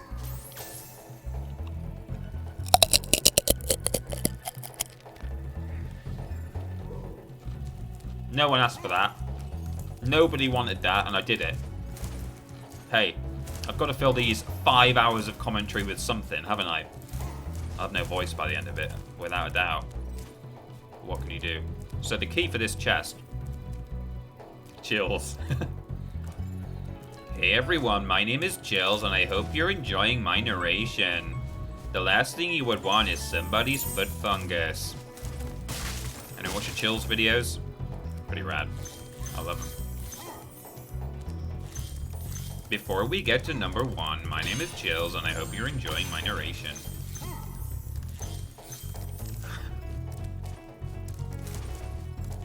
I didn't know I wanted it, but I did. Oh, we're back here now. Okay, yeah, we're backtracking.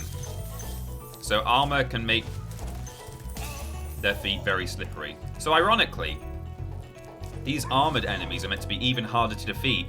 They're meant to be even more scary than these purple ones. But they're actually the only ones we can defeat in this level of the big enemies. So let me just go back to get our bearings. So this is where I just opened that dragon, freed that dragon. So let me head down here. Armor can make their feet very slippery, which means you can do that. That's good. I wasn't paying attention, but what's going on? Something about Among Us, says Jenks. Oh, how do I get past this guy? Can I... Like that. Like that, with skill.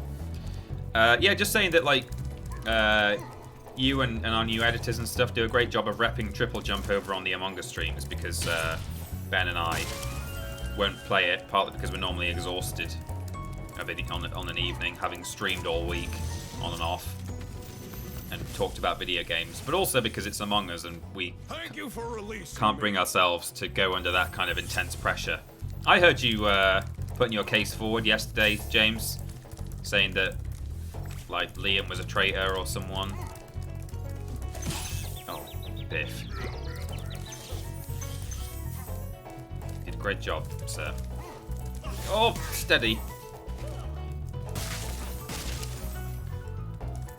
Also, James, social media tells me that you're together with your partner for the weekend, and as soon as she arrived at your place, or you arrived at her place, you went off and played Among Us. And now you're watching a Spyro stream. I mean, clearly on and off, which is okay, but hey. I want to say, get your priorities straight, James. Don't land yourself in trouble. That's fine. She's a lovely lady. I've met her once, and she was lovely. I also don't know if you're staying the night, so what do I know? That was yesterday, this is today, 2 different days. Few whips! Oh no! Oh, I nearly went through the return home, which I did not want to do. Right, we'll rescue Asher, and then I'll read these gifts, because wow, thank you very much. Thanks for freeing me, Spyro. And now, where was I? Where was I? Abominable Kiwi has gifted their first 5 ever gifted subs to the community. Thank you so much, Abominable Kiwi. That's very kind of you indeed. They've gone to Ian1884. Let's do the salutes, everyone, because it's gifted subs. Ian1884, Bearded Viking GM, Carpe Liam, Crafty Fish, and there's a weird, oh yeah, and RD01B. Wonderful. Thank you. It's a very memey game, but fun. Alex and Liam were much better, though. Especially Alex. Masterful plays. Oh.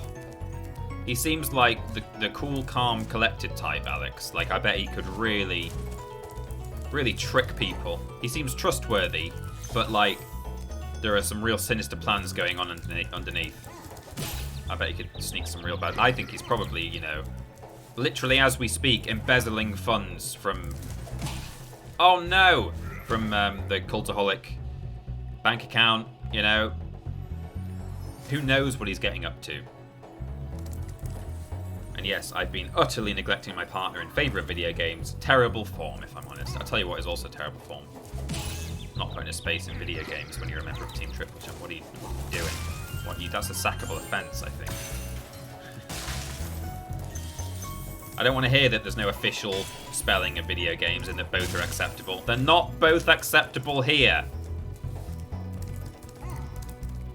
I make the "that's a sackable offence" far too often, by the way, with like our employees. I sort of jokingly go, I'll fire you for that, and it's like, I shouldn't really say things like that. For one thing, I don't have hiring and firing privileges, or, you know, I don't have the power to do that. So I guess that's why I make the joke, because they hopefully know that I can't do that. But still, you know, it's a bit of a dick move. Right, here we go. Biff this guy off. F in the chat for James. Signing on by Monday. Oh, hello, purple. It's the purple Pim, everyone. Well, that's just splendiferous.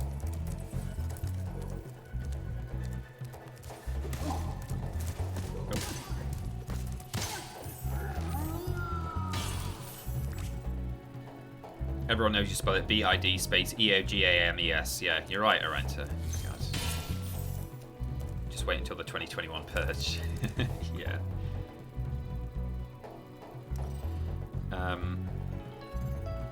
Peter bullies his employees, confirmed. Toxic work environment, shaking my head. Yeah, you're right.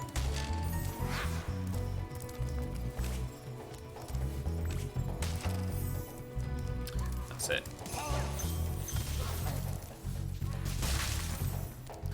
That's a tenner up there on that post. Hello, lamp post. What you knowin'? I've come to watch your 10 gem flowin'. The purple Pim is back. A few purple Pims in this game, actually. Alright, there we go. I really wish I could flame these bats, because I could do with some health, but they're not that easy to charge. There we go. Where did the Tiny Peter come from, says MF Volt. The Tiny Peter came from flipping bats. Came from flipping bats.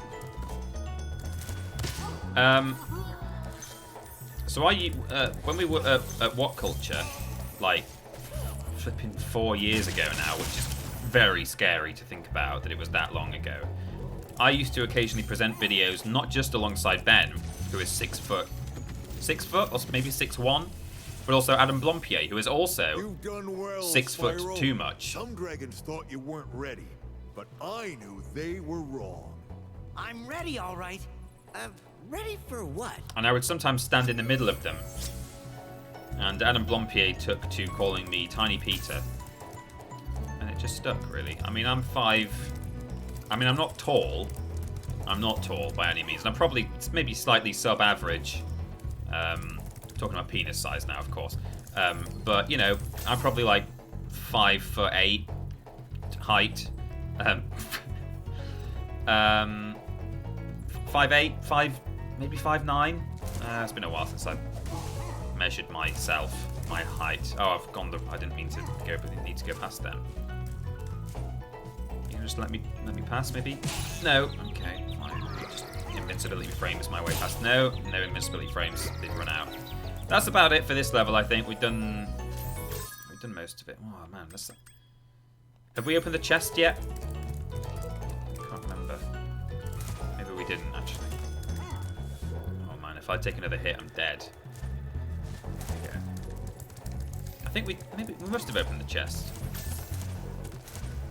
But I seem to have quite a lot of gems missing, and I know there's... Oh, hello. I know there are quite a lot of big purple Pims here, but know. Did I? Is Matthew the same height? I think I'm maybe a touch taller than Matthew. Oh, there we go. Never really stood next to Matthew for long enough. I'm normally sitting at my desk when he bobs into the office, so that's more like it. That's kind of the sort of total I was expecting. We'll just go with that. I do actually have notes on my phone as to how much treasure I managed to get, going through slightly more comprehensively. Let's just see, out of interest, how much we got first time round in Ice Caverns. 360.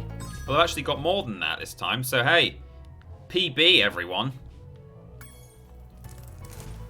Oh, yikes. Stop gliding too soon, then. Oh, please. Please don't harm me.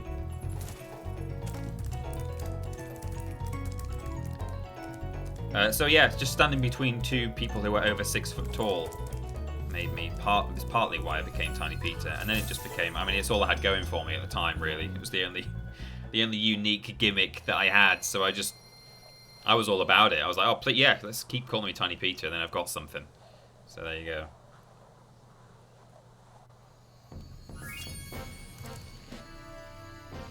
I'm also 5'11". They call that King of the Manlets. I like that. I'm 5'2", short king anthem, says Tide Author Danny. Wow. I'm 5'8". My BFF is 5'1", and she's married to a guy who's 6'4", says Redweth. Wow.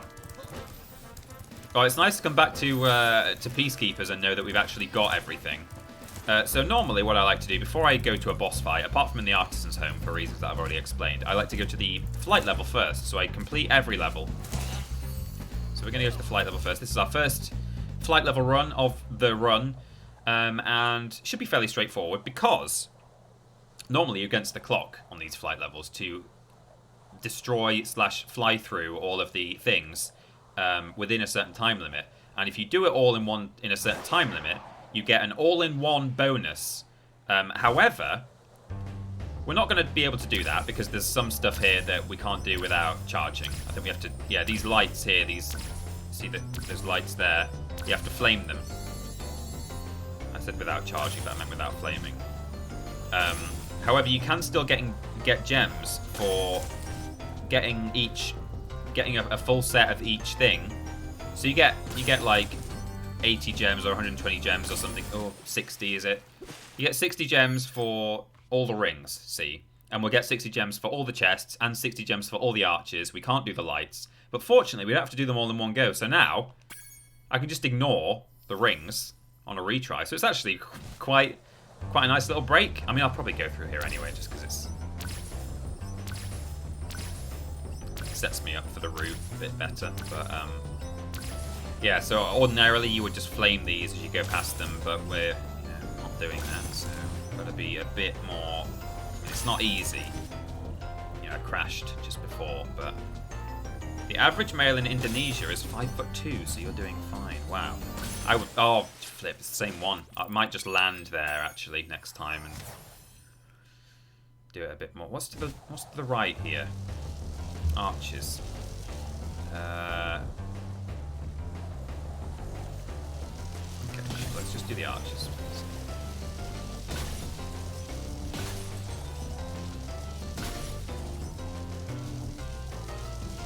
Interesting time signatures in this game. All the music, as I'm sure anyone who sticks with this channel for more than 5 seconds will know by now because I say it all the time. The music was done by Stuart Copeland, who was the drummer in The Police. The band, not the emergency service. So he certainly knows his time signatures and rhythms and funky fresh beats. Right, let's try and not fail this one there. I might run out of time though, is the only thing. It's going to be close. 1, 0. Oh, I did it! And that's it, that's all we can do. So we've got 60 gems for each one, and we can't get the all-in-one because we can't do the lights. So now I just quit. Take home 180 gems. It's an easy few gems there. Magic Core's got to go. See you later. Maybe bob back in if you like later on. I'll probably still be streaming. Dr. Mundy subscribed. Unemployment has prevented me from supporting you the past half year, but I have some new work starting in January, so I'm back with the cash. Yes! Loved your content this year, been so helpful. Well, thank you, Dr. Mundy. As always, there's never any pressure or expectation for anyone to donate money or feel that they have to give us their hard-earned dollar. But, hey, everything is very much appreciated. We're all talking about height now in the chat. Wonderful. Emily Lemons is 5'6". My partner and best friends are all over 6 foot tall. Ah. Oh, sick flip, Spyro. So this is the first, not the first boss we won't be able to do. It's the second boss of the game and also one we won't be able to do. And, oh. Lots of enemies we can't defeat here. The big ladies. Or men. They could be men in dresses.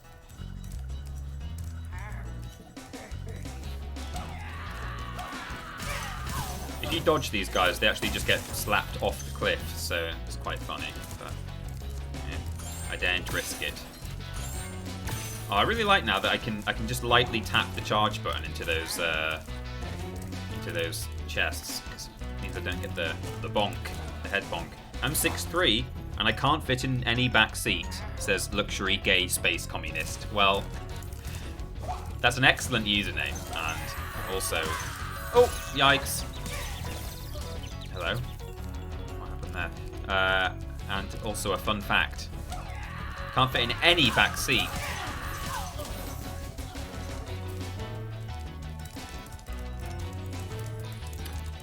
There's a kind of a question I've been wanting to ask the chat. Pretty much since we started streaming. And I don't know whether to do it, because I don't want to upset anyone. Well, not upset anyone. I don't want to ruin things for anyone. No, I'm not gonna say it. Oh, hello. Let's just go down here first. I can get the key, but it's going to be useless because we can't access the chest. Say it. Says Staniak. I mean, you're a good community, but I'm just a bit concerned that there might be 1 or 2 extra people here today who've come purely for the Spyro run. They might have even just been searching for Spyro on Twitch, or maybe everyone wants to. I know, I shouldn't have said that, should I? Because now everyone wants to know what it is. On pain of being banned from the chat, if you are a dick, I just wanted people to give me 100% spoiler-free thoughts on Dr. Shemp thinks he's so cool. The Mandalorian finale, and some people will not have watched it yet and will not want to know what happened. He should watch his back. But without saying any, I just want to know whether people really liked it or didn't. I shouldn't have asked it. I shouldn't have asked it. I really shouldn't. I just advise people who don't want any spoilers just to do a cautionary look away from chat. Even though I trust our community, I do, but I just worry that other people are here today who might not be so nice. So this is Dr. Shemp, and normally you have to flame his bot. There it is, but we can't do that. And unless we flame his bot, he won't extend this bridge, which will allow us to get to the next area, and the next area, and the level exit. So, exit. Okay, people loved it. Yeah, just say whether you loved it or didn't like it. Disney terrifies me, so I haven't watched it. Loved it. Best post-Lucas stuff was really great. Thank you, everyone, for being good. I really appreciate that, because I was worried about asking that, because I don't want it spoiled for people. I saw a hashtag trending yesterday for the thing that happened. I mean, there were 2 major moments in the episode. One of them is a post-credit sequence. That's not a spoiler. I just want to make sure everyone knows there is a post-credit sequence, so you should stick around, because someone tweeted me today and said they didn't realize there was post-credits. So I hope everyone knows that there is one. I can't believe how fast you found so much stolen treasure. Thanks, Garlsnold! Hop aboard for the Magic Crafter's world. So make sure you stick around for the amazing post-credit sequence. But then there's the other major thing that happened sort of during the episode, and that thing was spoiled for me because of hashtag name of spoiler. So there you go. That really, really sucked. Yeah, I really wish I'd just been able to enjoy that moment a bit more. Yeah, in a spoiler-free way, but there you go.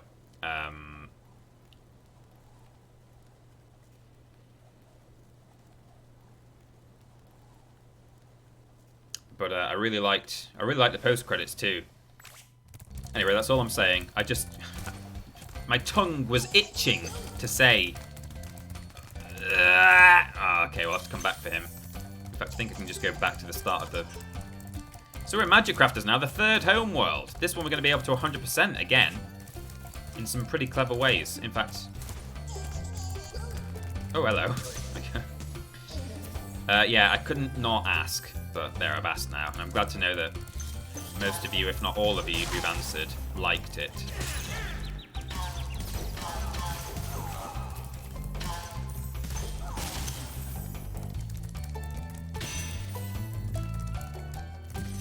Here we go. Welcome to Magic Crafters. I want you to release the dragons, reclaim our treasure, and recover the eggs from those pesky blue thieves. Alright, guys. Rad. So.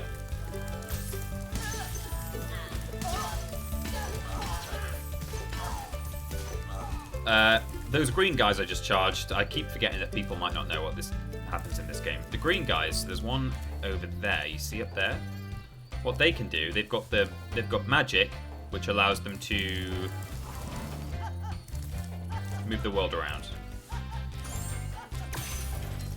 So you have to charge at them real quick and defeat them because if you don't come at them at full speed, they'll raise a platform so that that they're standing on, and they'll go up into the sky, and you won't be able to get them. So. Show you down here is oh, got lucky there. There is a locked chest in here. Now there's a key for this chest later on in the level, but you can actually be a little sneak thief. I say sneak, it involves supercharging, which is not very sneaky. Hello? I'm cutting the corner. If I cut it any tighter, you're going to turn the other way, so I'm not going to. I daren't. I dare not do it. You getting dizzy, anyone? Getting dizzy. Oh, I'm getting flipping dizzy. Shut your eyes, everybody. I'm the only one who can't shut my eye. I'll let you know when I've got him.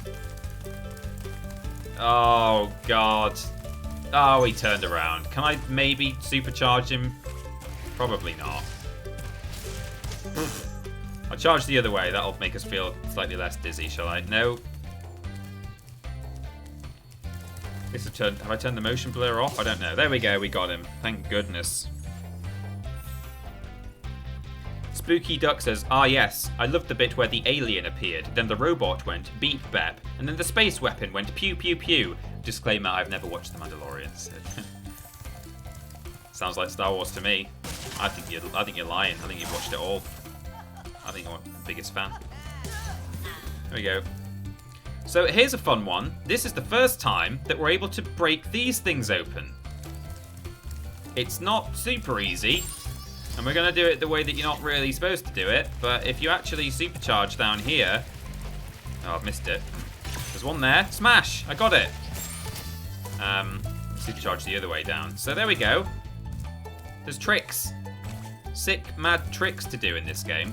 Oh, didn't even start the supercharge there.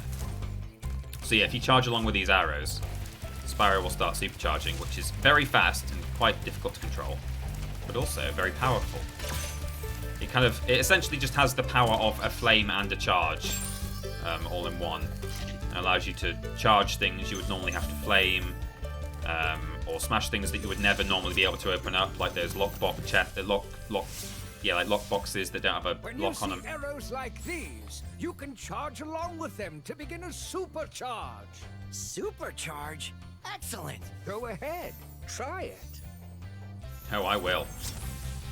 And going fast also allows you to, like, get past enemies like this one who are as fast as Ben. So this guy, you really, I mean, I don't know, I've never actually tried to, in the original game, you really, unless you were mad quick, you would never be able to get past his platform. I bet I could probably do it if I wanted to, but in any case, the way you kind of intended to do it is just supercharge at him. Too quick for him there. 25. 25er, everyone.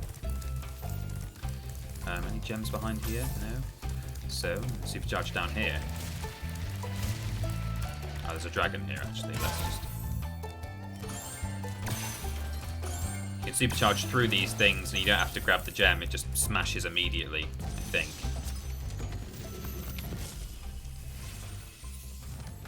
This portal leads to a special place where you can learn to fly. I remember when I was a young dragon, earning my wings. Learn to fly. Got it. All dragons found.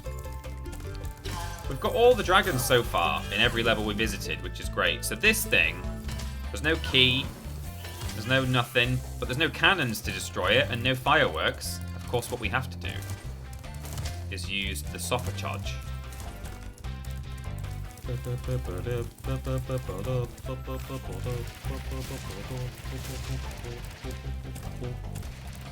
Biff. Cool. And then up here is the key for the chest that we visited earlier.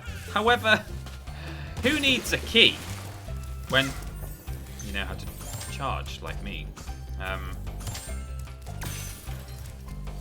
Don't even need that key. Whoops. If you've got skills with which to pay the bills,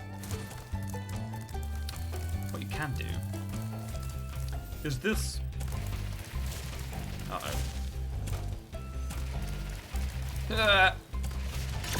You can just charge into it and break it like that. And the key disappears from your inventory, I think. So there you go. I did get all the Oh no. F in the chat. For Spyro. I think I got all the gems there.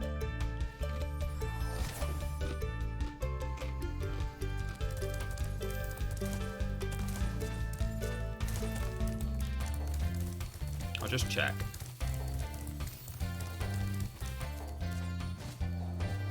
Hello? Where's the flipping cave? Hello?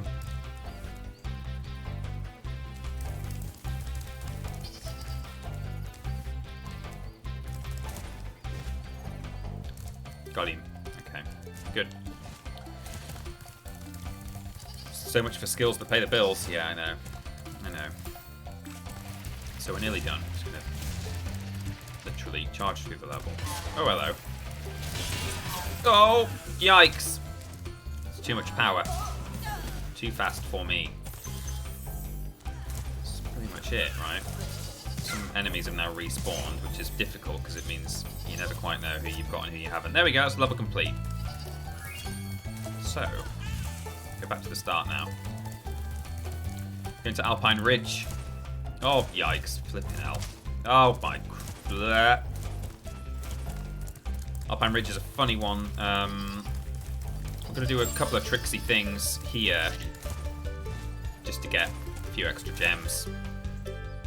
But this is centered around enemies that are not defeatable without breathing fire.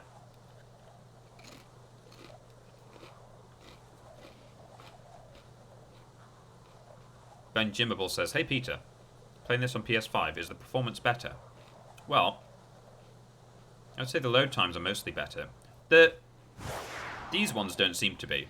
Hello? For God's sake. The portal load times seem better, but weirdly, I think the respawn time and the... Yeah, here we go. And the initial, certainly the splash screen at the beginning of the level, at the beginning of the game when you boot it up. He feeds this guy Wumpa Fruit, by the way, just a little Easter egg.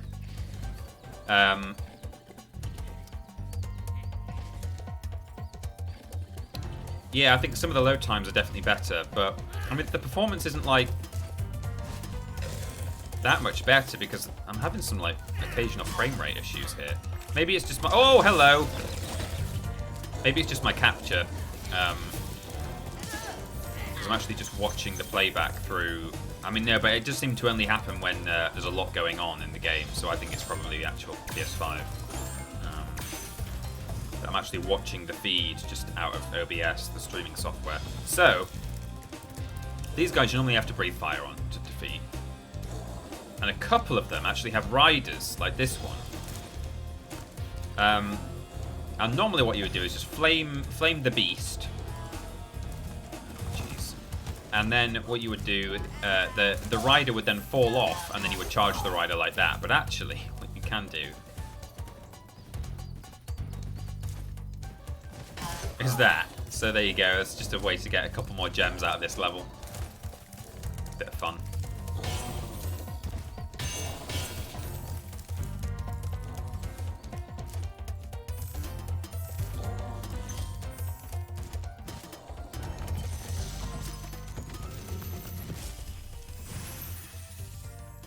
Oh, Spyro!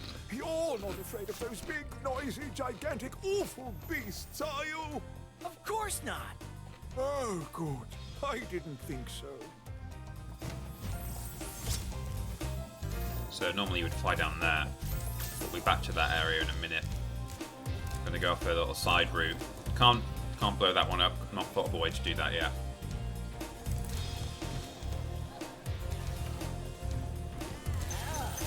These big blue wizards. In this level we can't defeat because you have to flame them. However, we will get our revenge later. In later levels, so that's fun.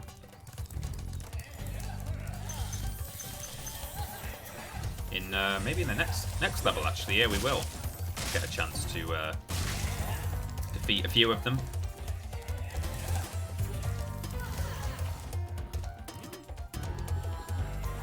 Oh no! I was waiting for my steps, and they got me. They got me! Ugh. Mr. Red Gem, says Spooky Duck. Okay, good to know. Thank you very much. Oh, there it is. Yeah, I see it.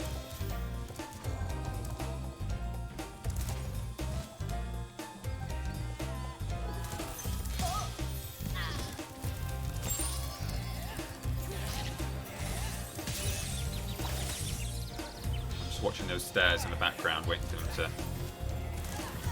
There we go.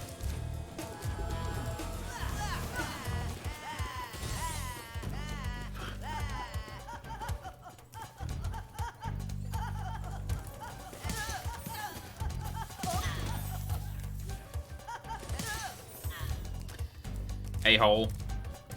A hole. He is a hole. There we go. So this is back where that's where the dragon was that we just freed, and then we glided over there. So we're back on track now. Watch out for these beasts.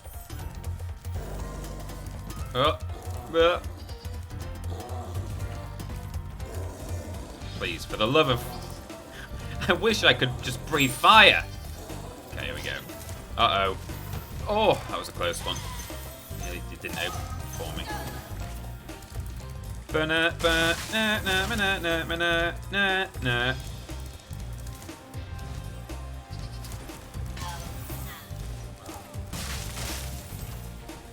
think the most you can get here is 394 gems. Oh, not a ninja's in the chat. Okay, so not a ninja I should absolutely shout out. So the difficult jump I've been talking about up to this point in the stream is in Haunted Towers. And when I did my initial recce of this game to try and work out how doable it was to even do this run at all, I realized, oh, that's a shame. I can get... Thank you for releasing me. You're welcome.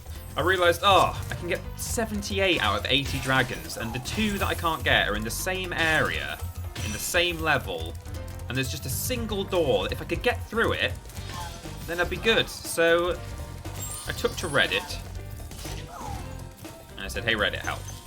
Can't do it. Is there a way to get through here? I thought I'd exhausted all methods. I'll show you some like weird stuff I discovered in trying to break the level.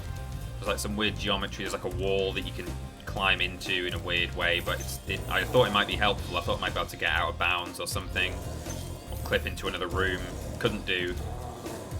Then Not a Ninja said, hey, so I tried, and I tried, and I tried, and eventually I realized you can jump from here to here, and it's super difficult and inconsistent, and it took me ages, but I did it.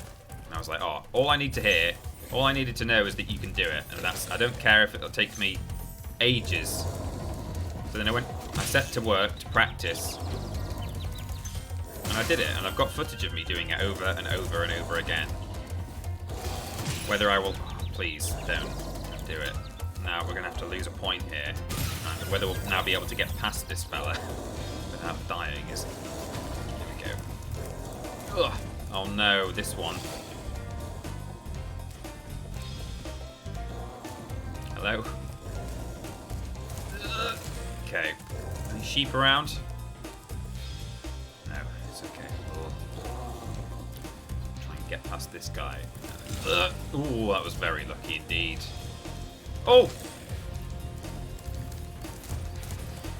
So, thanks to Not a Ninja, I discovered it was doable, and I have since done it myself many times. Great work, Spyro. If you keep this up, you'll learn all the tricks of the Magic Crafter's world. It's just a question of whether I actually managed to do it in today's stream. If not, we'll have to, as I say, we'll do a poll. And we'll decide, or you guys will decide, whether you want me to do one fire breath, having proved... I'll show you the footage first to show you it's doable. Otherwise, I would just say, oh, it can't be done. If there wasn't a way to do it, to get through that door, I would say, okay, well, this run can be done, but you just can't get all the dragons, and that's not what we're aiming to do today. But because I know you can do it, I'll try to do it. And if I can't, then we'll either look at some footage of me doing it, and then I'll just do one flame to break the door down. Or we'll say, no, keep the integrity of the no flame run, and don't worry about the dragons, and we'll end with 78, but having not done any significant flaming. Apart from the one accident we had in Town Square. Which we didn't have. I mean, that didn't happen. What are you talking about? So, big love to Not a Ninja for, at the very least, showing me that it can be done, even though it might not be done today.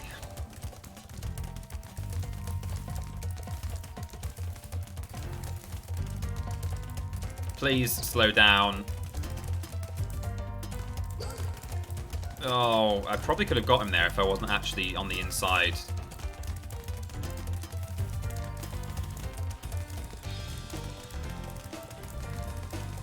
Oh, he's mine now. Yes, got him there. Okay, thank God.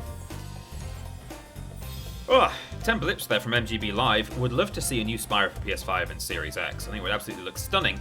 Probably be a good game, although Spyro has had a rough run after the original trilogy. Well, you could say the same about Crash Bandicoot, and Crash 4 went down very well, apart from being pretty tricky.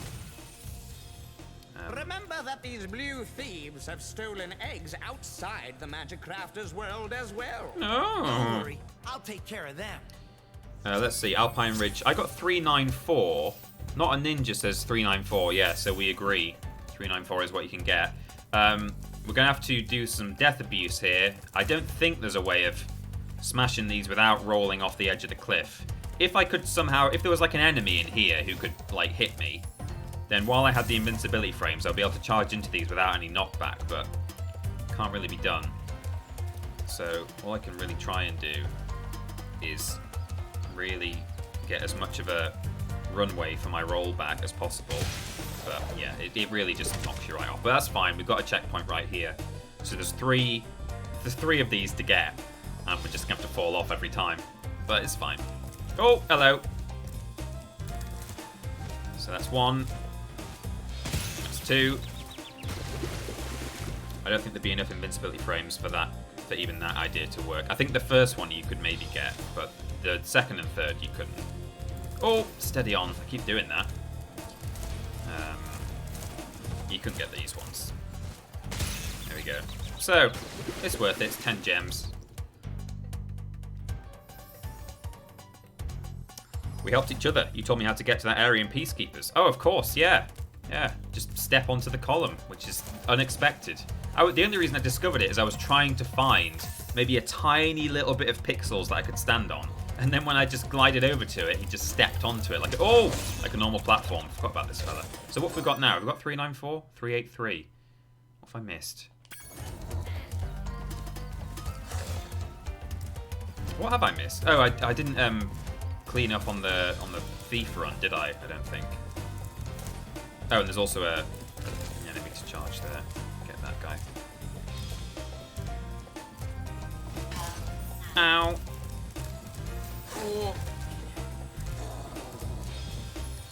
So, I think this is where the gems are. Yeah, I don't tend to focus on the gems when I'm chasing these guys. I'll come back to them later, but I just forgot to. Here we go. There doesn't seem to be enough though, or is it? 392. Oh, I've left. Oh, here we go. There we go. So that's your lot. Gonna do what I always do, which is make my way to the exit, even though I could just... I nearly flamed then. I nearly pressed it. I really nearly did. So close. It's just muscle memory. Years and years of instinct. Spinal cord just telling me press it now. Press it. There we go. So that, we think, is the most you can get out of that level. I've noticed this game has way fewer iframes than the originals. Oh, is that right? Can't really think. I suppose, yeah, I suppose so. So next level we'll do is High Caves. Now this is probably where, depending on how much time Not a Ninja spent on High Caves, I can see that, like, it's possible to defeat certain enemies this way, in this level, using Supercharge, and there will be some that I will go for up the spiral. And I think if you put hours and hours into this, you could probably almost 100% this level if you really, really tried. You've 100%ed High Caves, but it did take me a while. Yeah, I can see how you would do it, but again, for the benefit of the stream, I'm not going to worry too much about it. So we'll head this way first. Got these metalback spiders who are horrible. I think they're slightly less horrible in this version of the game than the original.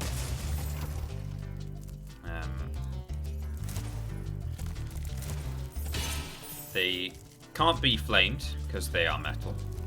They also can't be charged because they are huge and scary. But he's standing right on the gems. It's okay, I'll come back for them when I... Oh, well, I'll just get them now. Okay, okay. So...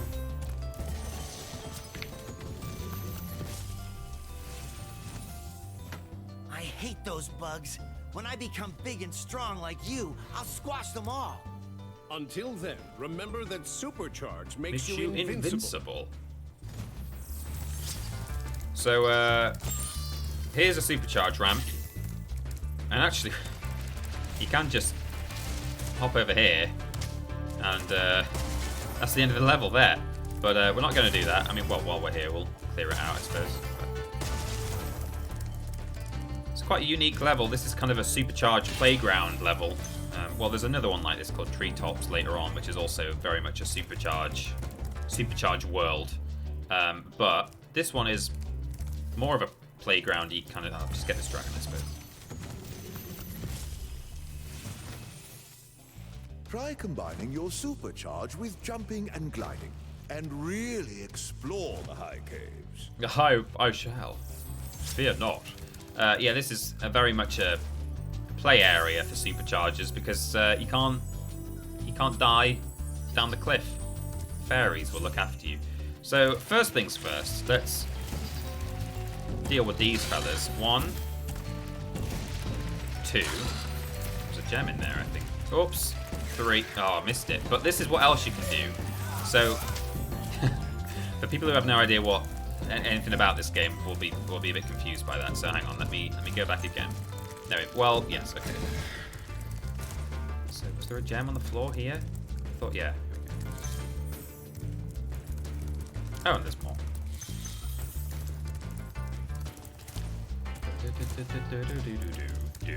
So you might remember those blue wizards. We met some in Alpine Ridge, the previous level, and I tried charging them, and you can't, of course. And we're not allowed to flame them, so you can't defeat them. But with a supercharge, you can charge any enemy, including these ones. Now, also, they've got these guys, who Oh, yikes. Okay, brilliant.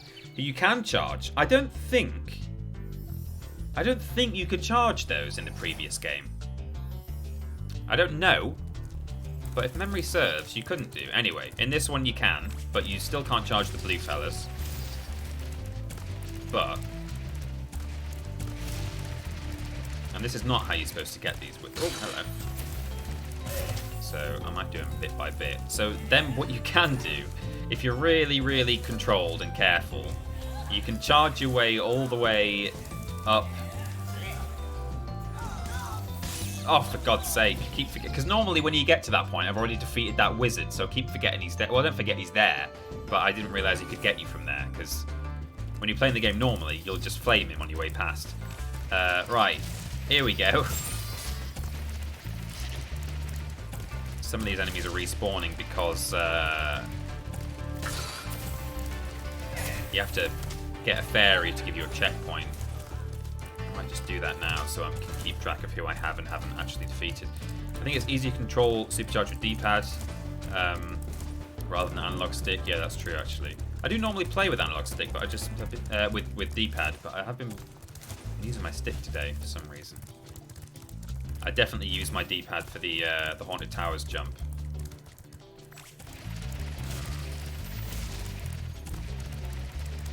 Now, what you can do in this game, this version of the game, I was sort of trying to do it there. If you hit a wall sort of parallel, if you sideswipe a wall,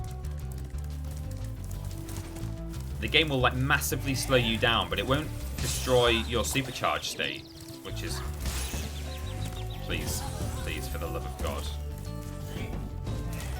Right.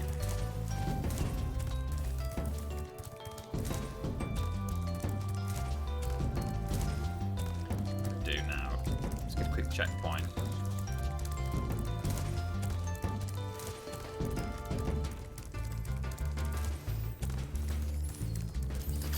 There we go. Now. Longer you charge as well, the faster Spyro goes. So you have to almost try and stumble a little bit. So there we go, that's 1, 2. Oh, and there we go, we got a bit of a slowdown there. Unfortunately, I hit that little fang thing sticking out. We got a nice bit of slowdown, which would have... Oh, okay, we're all right. We got all the blue wizards though. So there you go, that's how you do that. Now, what clearly not a ninja has done, which I never got around to doing in my run, is charged all the way up here. And then charged, where is it? Over there, and hit that thing. I think I did manage to do that, actually. But there's also somewhere around here a proper, like, lockbox of one of the ones that you can't open with anything other than... Please do something about these green druids. They insist on moving everything in sight. So I realized that you could do that, but I thought, am I going to do that on stream? How many attempts is it going to take? And the other thing, see, I know how you would 100% this level, but some of it just seems like, oh, it's not very stream friendly. I don't think, that's all. So it's like rules box floor here. Look at that, purple and gold. So I think is it up there? There's a. What we'll do. What we will do. Oh, right. So I'll show you for those who don't know this game, or you might think. So you can defeat those metal back spiders with the supercharge, but up here, this staircase, to the average player, you can't supercharge up there. If you're very lucky, you can. But like not really. So, but there's a spider up here, and it's like, well, how do I defeat him? Well, if you make your way through here,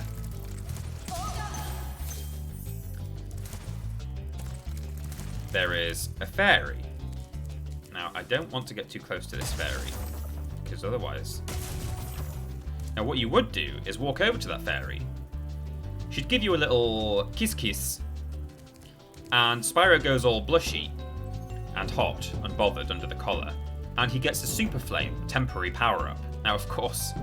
We're not... Oh, yikes. We're not here for Super Flame. The reason I don't want to get too close to her either is because when she kisses him, he does a flame that you can't control. Now, if you are a ninja, or if you're not a ninja, you would supercharge up this staircase, and I mean, I'm not going to spend the time doing it. I'm assuming that's the way you went, my dude, but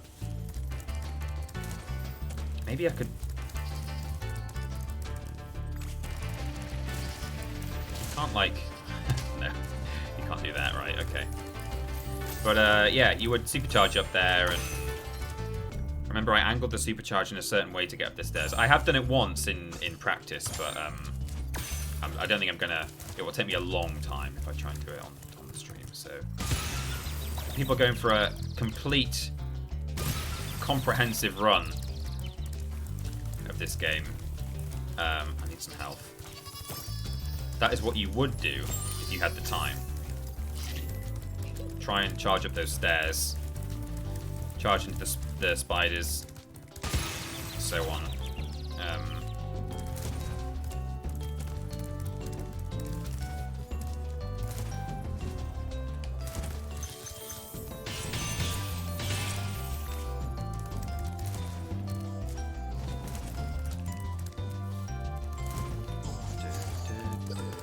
And it's another thief. Could, whoops. Might be possible to bring your supercharge into this area if you do some really tight turns, but not worth worrying about, really. Oops, oh, I forgot there's an extra turn in there. We've lost our lead. Peter, do you speedrun? I recently got into, watching those. It could be cool to see you do these in Spyro games. Yeah, someone else asked that earlier. I don't ever want to speedrun Spyro as much as it would be the game that, you know, if anything, if someone had to, if someone put a gun to my head and said, choose a game, you've got to speedrun it, you've got to be good, I would choose Spyro because I know it very well, but I don't want to learn the game too well off by heart. I don't want to know where every single gem is, like point to point. You know, the speedrunners go in a very, very exact route, and they know where every gem is and every chest is, and I always find them. But there's always, you know, quite a lot of times I'll do a level and there'll be, oh, let's go in here first. There'll be, you know, the odd gem lying around, and it just means it's still a game for me. You know, it's not some sort of overly rehearsed, scripted thing. So that's the only reason why. It's because I love the game too much. I don't want it to lose its heart. I still want it to be just more of a gaming experience than that. But you know, I wonder what I would speedrun if not Spyro. If someone said speedrun something other than Spyro, don't know. Sure. Maybe Phantom Menace, PS1. Yikes.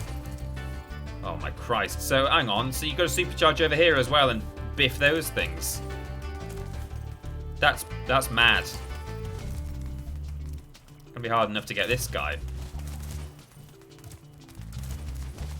There we go. Got him. God, fancy supercharging over here, hitting these things. Speedrun Unholy War. I mean, the problem with Unholy War is there's probably not like that many strats to speedrun Unholy War. You know, I quite like speedruns that have little glitches and exploits and stuff. That's why I'm enjoying this run, because although it's not a speedrun, there are certain levels where I have to do, you know, little sort of clip into a wall or, you know, stuff like that. To get those spinny chests, I built up some speed, then ran across the bridge railing, and then I jumped across. Oh, really? Oh, yeah. Okay, well, I might have a go at that. I'm glad you're here, not a ninja. I never thought to do that myself. Oh, I like it. Yeah, that feels doable. Might have a couple of goes. See if we can do it, but won't worry too much about it. It's a quick reset as well. It's nice that you got the fairies. Whoops. I probably need to get a bit closer, actually. It's cool though, that's fun.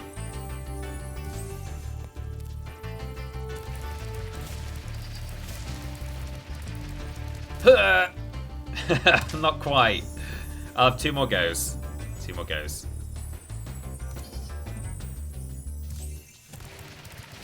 Maybe I have to go from near the top. Sort of going from halfway down there.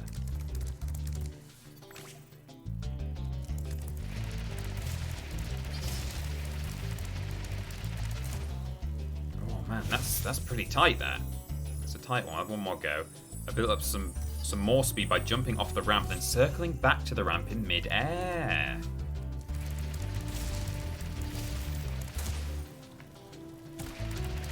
Oh, I hit a little thing. Well, we'll have one more go of that with the jump, but yeah, we won't lose too much sleep over it. But that's good. I like it. Oops, I hit a thing again.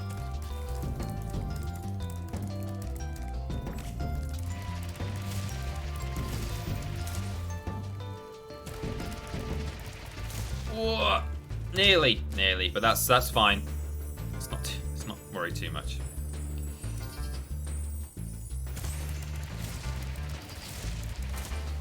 Whoops. There we go.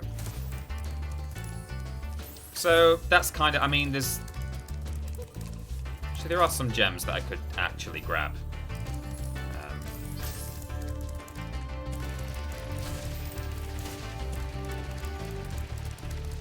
Is it? I'm trying to actually think. Oops. Steady on. I personally hate speedruns. It's the exact opposite way I like to experience games, but each to their own. Says Ravana. Yeah, I see that. I get that. Like, normally, playing a game, I would absolutely want to experience... There, this is what I've missed. So you could feasibly charge to the top of that thing, spin round, hit this thing, if you're a lunatic, but... Just grab these, and... I'll do it, really, I think. Just go to the top again. Yeah, normally, like, playing through a game, I like to take it slow and steady and, you know, get all the detail and little bits and bobs and experience everything. Fun fact for anyone trying to 100% this game, get all the trophies, that there is the secret portrait that you have to flame. Or is that skill point? Can't remember if it's a trophy or a... burn hidden painting, yeah. Obviously, we can't do that today. But there you go, you just flame that thing. Whoops, steady. Oh, we lost all that. We've lost sparks. Okay. Yeah, I've got kind of all the main stuff from here. Just give me one. I just want one hit point. That'll do. Okay. Oh, we got full because we're on a life. So, return home. Fantastic. Katie Paul says, no flame challenge? Yeah, Katie Paul, welcome. And welcome to anyone else who's joined recently. We're playing through Spyro the Dragon without breathing fire once, until we get to the final boss fight. It's what some, including myself, have dubbed the Jack Sparrow run. Jack Sparrow challenge. You've got to save your pistol for Barbossa, right? So... no one will be flammed until we get to Ganasty. I really like how, even though there is no way of completing the game 100% run, Peter Austin still shines through and tries to get as many gems as possible. You're right, Lord Brotovich, we don't need all of these gems. You'll find that when we get to the final balloonist who wants 6,000, oh sorry. Which one? I keep forgetting. No, the penultimate balloonist. I can't remember whether it's which order it is. One of them wants like 50 dragons or something, and one of them wants 6,000 gems. I think it's the... I don't know, which... Anyway. One of the balloonists wants 6,000 gems, and you'll find that when we get there, we probably actually have more than 6,000. But it's just fun, you know? See what you can get. How far through are we, says Rory Siegel. Hello, welcome. We are in the Magic Crafters world. Pressure is off. Oops, he says, charging into a wall and running out of time. The pressure is off on these flight levels because you don't have to do everything in one go. So let's just crash and do that again. So we got 8 out of 8 on those two. We just need to get 8 chests now and not worry about the all-in-one bonus because we cannot charge the planes here. I was hoping we might be able to when I was practicing, but alas. Where's the start of the... Oh, they're just in a circle. I wasted time. No, here we go. That's a big whip from Vegan Shark. Ah, Spyro. Good old game. Thank you, Vegan Shark. Oops. 2 months you've been with us now. You're on a 1-month streak. Thank you very much for subscribing.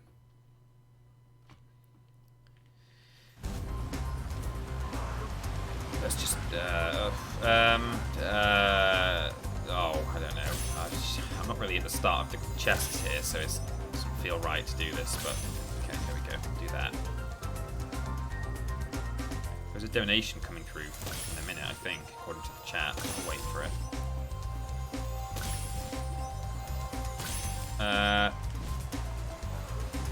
There we go. So that's it. We can just jump in the water now. Quit. Could do with a 5-minute break soon myself. Got bathroom stop. So we'll probably just finish Magic Crafters. That's the 3rd world out of 6, so it's a good stopping point. Hello.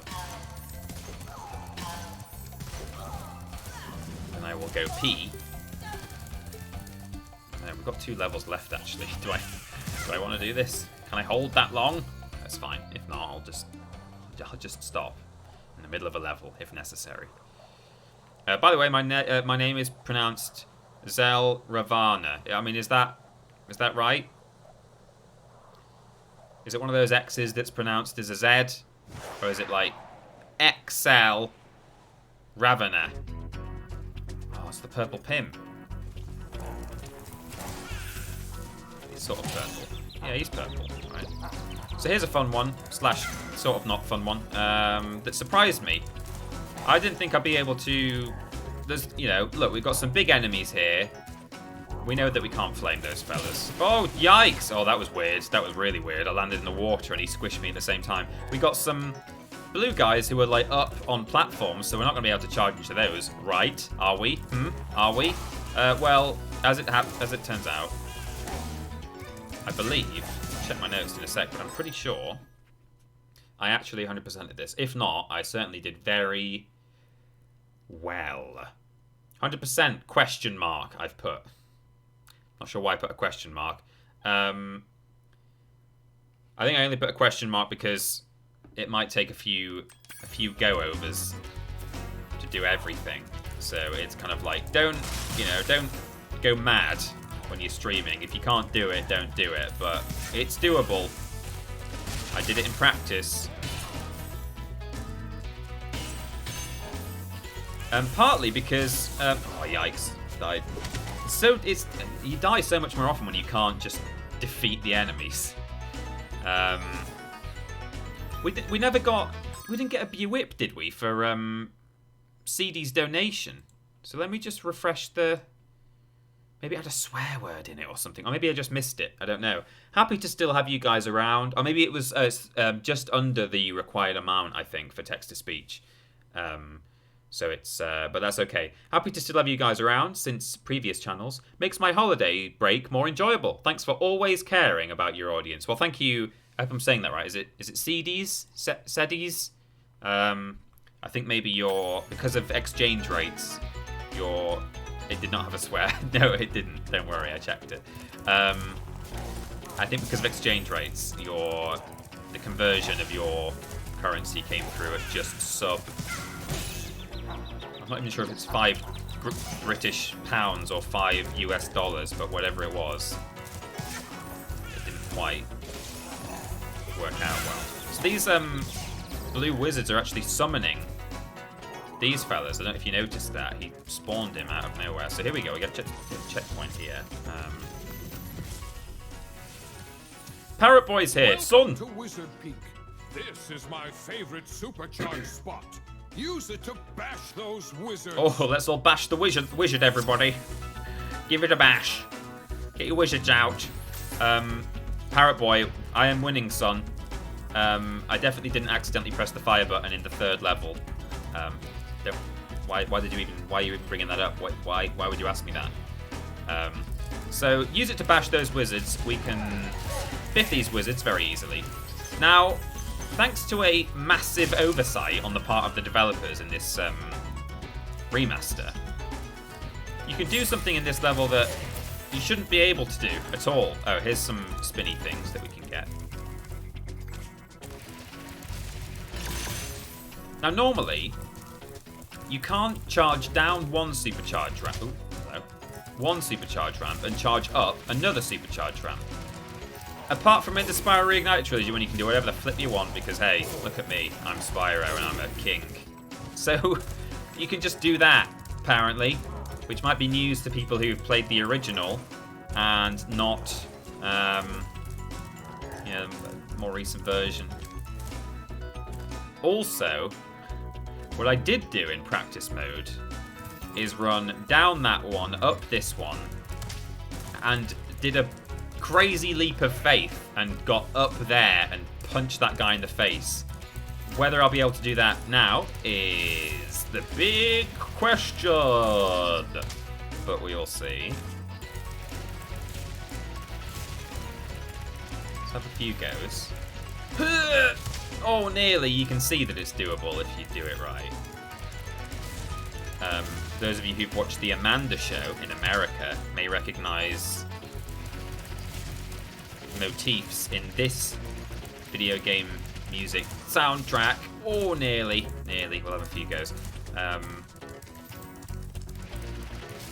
It's composed by the same person, and it's basically the same track. Particularly later on, it'll start going da da da da da da da da da da da da. The outro I'm talking about, not the intro music, the outro music. Final credits. I've never seen the Amanda Show, but Mikey played the Amanda Show theme the other day, did he? Was it the opening though? Amanda, Amanda, Amanda, Amanda, Amanda. You'll hear it in a minute. Let's get this guy, there we go, and that guy. So this one, I could definitely get.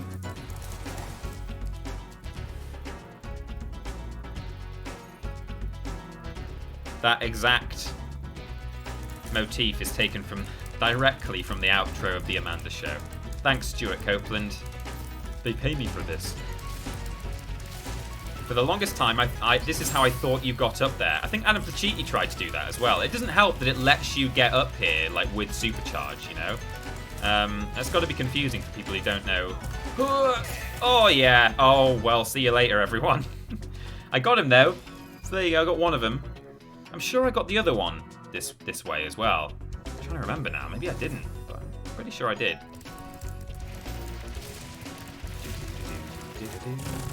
Whoa! What was that weird noise? Maybe if I do that, if I jump up this ramp. Yes! I'll take it. Oh, I lived as well. Look at that.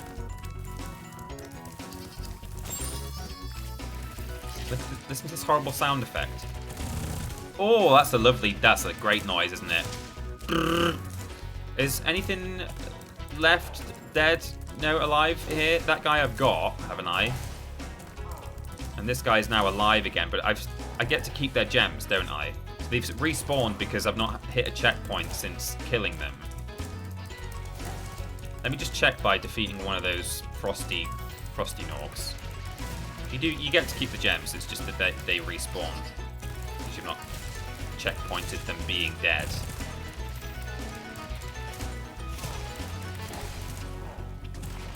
Oh, maybe that guy I didn't get, actually. I'm now wondering whether I didn't get him. I definitely cleared out this room, so I'll try and do... So this is what I'm talking about. You can 100% this level, but it involves a bit of to-in and fro-in, unfortunately. People are saying it didn't kill one of those guys. I love that horrible sound effect. My new favourite worst sound effect ever. If you just hold the jump button when you're going up that ramp. Oh, yikes, I didn't get him. I didn't get him either. Help! Okay, good. I believe the Amanda Show outro is just the instrumental of the intro. It's been a while, so I can't remember for sure. I think it's... I don't know. I think it might be slightly different music. I might be wrong there. Let's try and do this. You have to really... Oh, whoops. For God's sake. God's sake.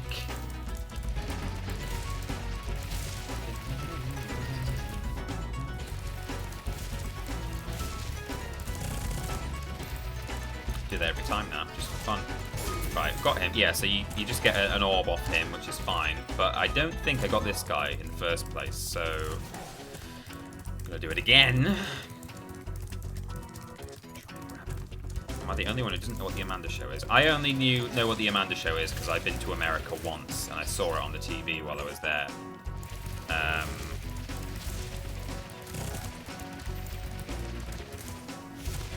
Oh, for flip's sake. We will do it. Wait until we get to Haunted Towers, then you'll really be smashing your head against a brick wall. Right, here we go. Okay. Oh, come on. Please, just one guy who I may or may not have defeated already. I'm inclined to agree with the audience that I didn't actually get him, but... Right. Come on now. Got him. Okay, that's good. So we've got everyone. I'm not going to defeat those guys again. I've definitely got their gems. I will have to go and hang out with them in a bit, and they might knock me off the edge because they're guarding some treasure chests that I'll need to destroy. But it would be really nice to complete Wizard Peak. There's more wizards down here. Get those. Grab those two. Those are easy to miss, those gems, especially when you do what we're about to do. Grab this guy. This one. And now we want a double charge, so let's head up here. I can't believe it lets you do that. It's like well, it's not game breaking, but they specifically implemented a you cannot supercharge up to things rule in the original build of this game, and it's just been chucked out the window in this one. Now that wizard over there at the top, you see him there just above Spyro's mohawk, he has climbed up this hairpin bend mountain pass, spawning troll after troll after troll, or Nork I should say, I don't know why I call them trolls. And if you die and reset, he starts again from the bottom. So what we'll do in a bit is, you don't have to do this, but it's much easier. We'll do a little death exploit. This guy doesn't run away from me, by the way, he just hides. That was me charging into him, he just sort of fell, and I didn't get the knockback because I pressed it very gently. Okay, yeah. So if I'm just going to grab this dragon so I get a good checkpoint for what I'm about to do.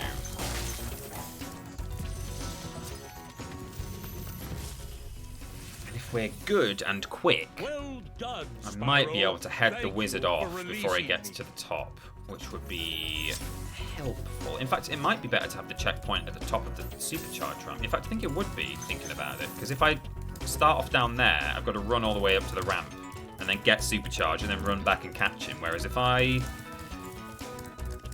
get this checkpoint and then jump off a cliff, I'm now going to respawn. That wizard at the top of the mountain is now going to respawn at the bottom of the mountain and start making his way back up there again. And if I supercharge down here, I'll be able to catch him.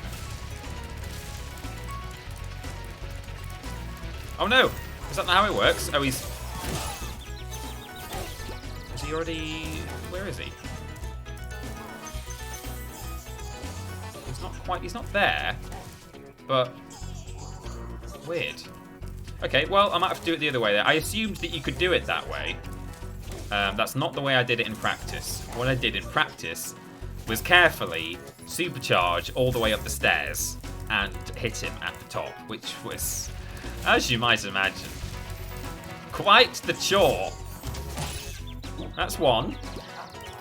There is also a locked box here, which we will smash now. Was that a B-whip we just had, or was it my phone going off? My short-term memory tells me that something just happened. I think it was someone in the WhatsApp group saying hello. Right. If you take it wide, you tend to have just enough. Can't bear to listen to this man any longer. When I say that, I mean I'm going to jump into this pond until I die, which will be one more splash. Oh, that was a close one, that.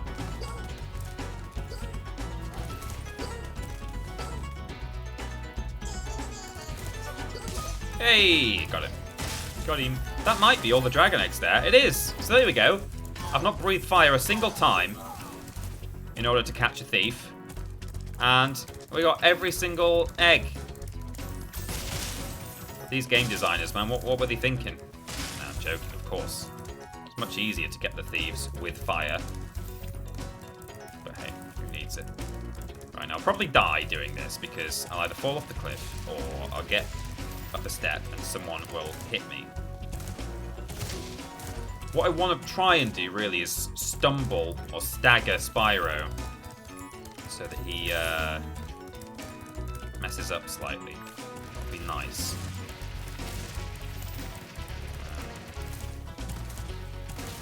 There we go. Oh, that's what I want. Yes! I unfortunately missed one guy. Did you see me charge through those bouncy, those like blimp, pop, chests as well? Man, that was lucky. So you just get like, sometimes he'll do a weird stumble like that and it'll really help. That was not implemented in the previous game either. Like, you were either supercharging or you weren't, and if you lost any speed, or if you sort of hit a wall or biffed into some scenery, you would lose supercharge immediately. But it's worked out well, at least for this run, that you can do that. It doesn't always work out well when you're trying to do other things. If you're trying to do like a ramp that requires like loads of speed or something like that. Oh man, I just slightly screwed up the jumps there. Then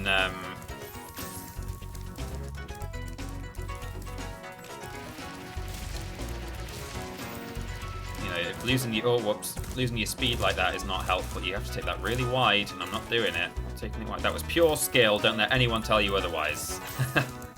Well, I mean, it was an informed, lucky thing in that, like, oh, there we did an amazing slowdown there. That was, I don't know how to make them happen necessarily. That would have been good if I kept it going. There's probably like speedrunners who really know how to do those well. Oh, I'm just jumping a bit late for that one. You want to be landing right at the edge, the front edge of the step.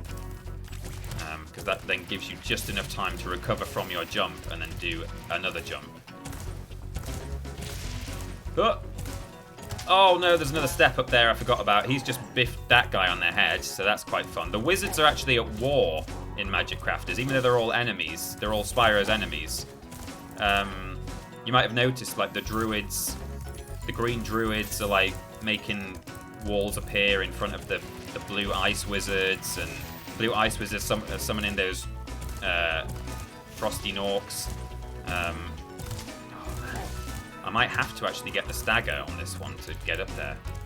One last enemy, and then we'll just clear up and get a few chests and stuff, and then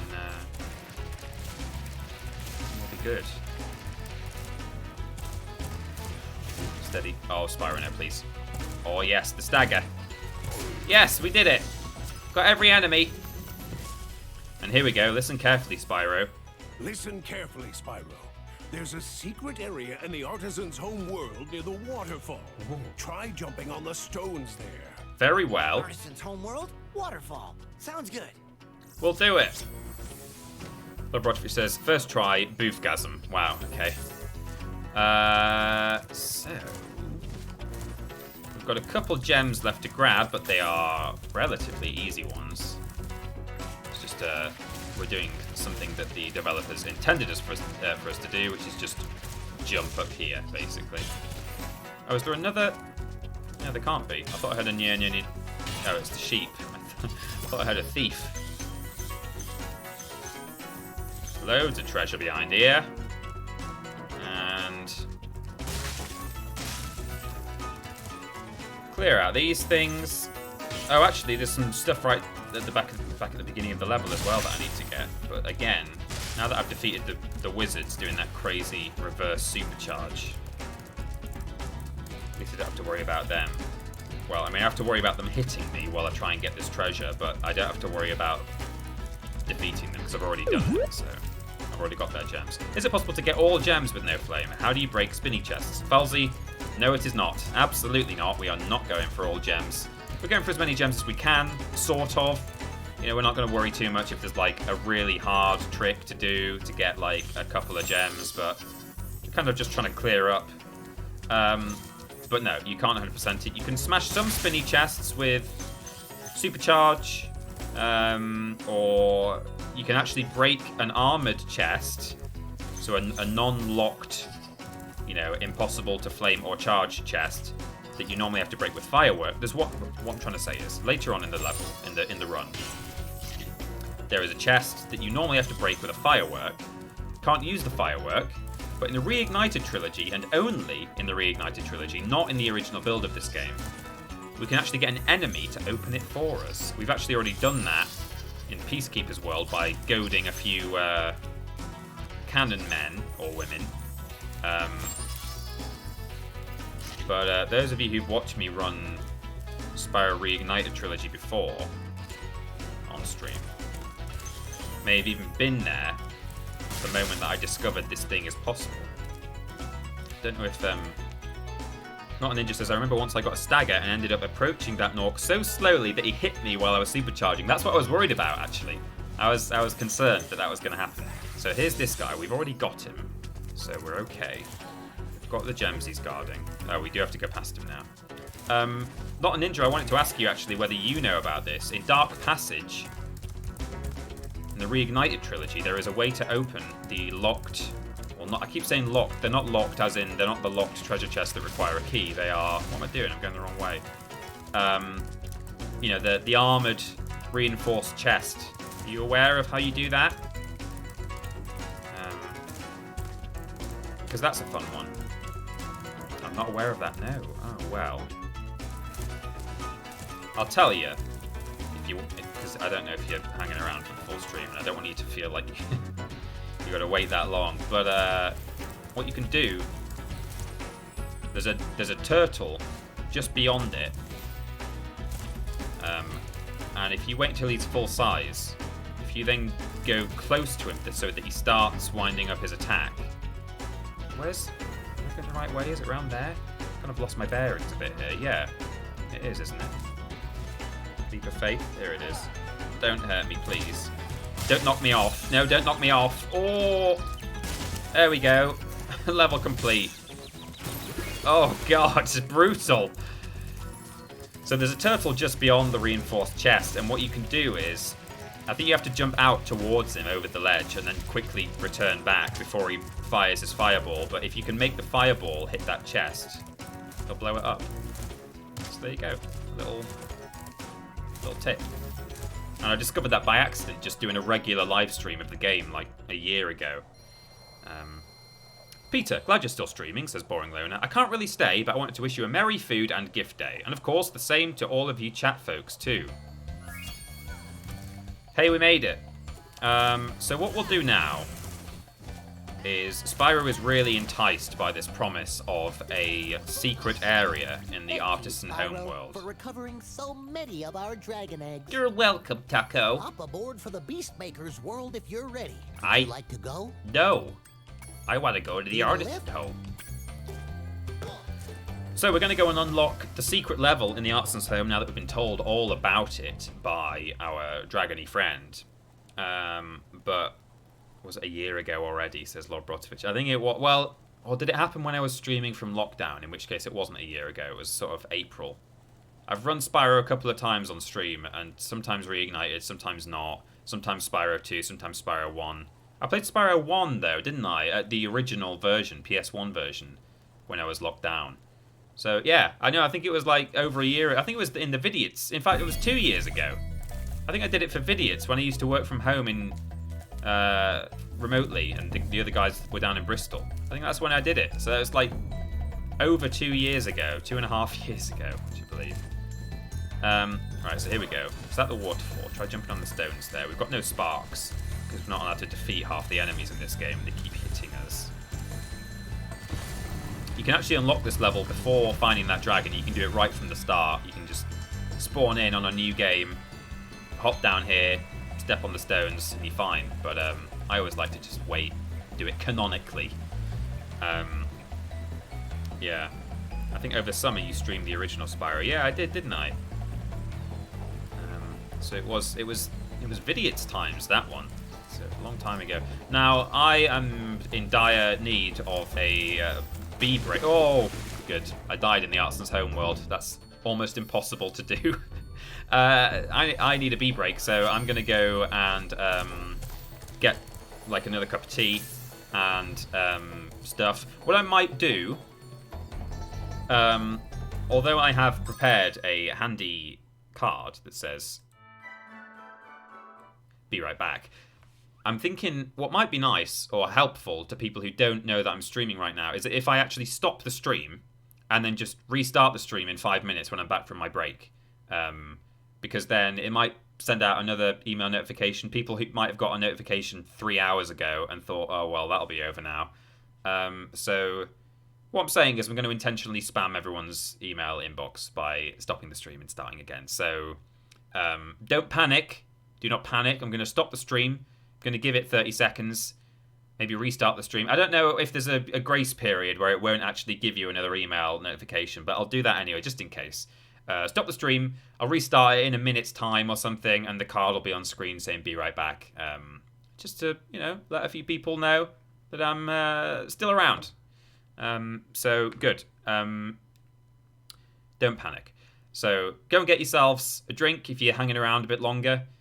Give yourself a break. I don't think it sends it out, says RH Rose. Okay, well, I'll just do it just in case, but that doesn't surprise me, actually, because I guess if your stream goes down briefly and then pops back up, it's not going to send another notification out, is it? So I'll do it just in case it happens, but yeah, that kind of makes sense that it wouldn't do it. Yeah, okay, good. So see you all in about 5 minutes. Go and have a little break, stretch of the legs and so on. Tell your mother that you love her, and panic as well. Definitely panic. Okay, see you all very soon.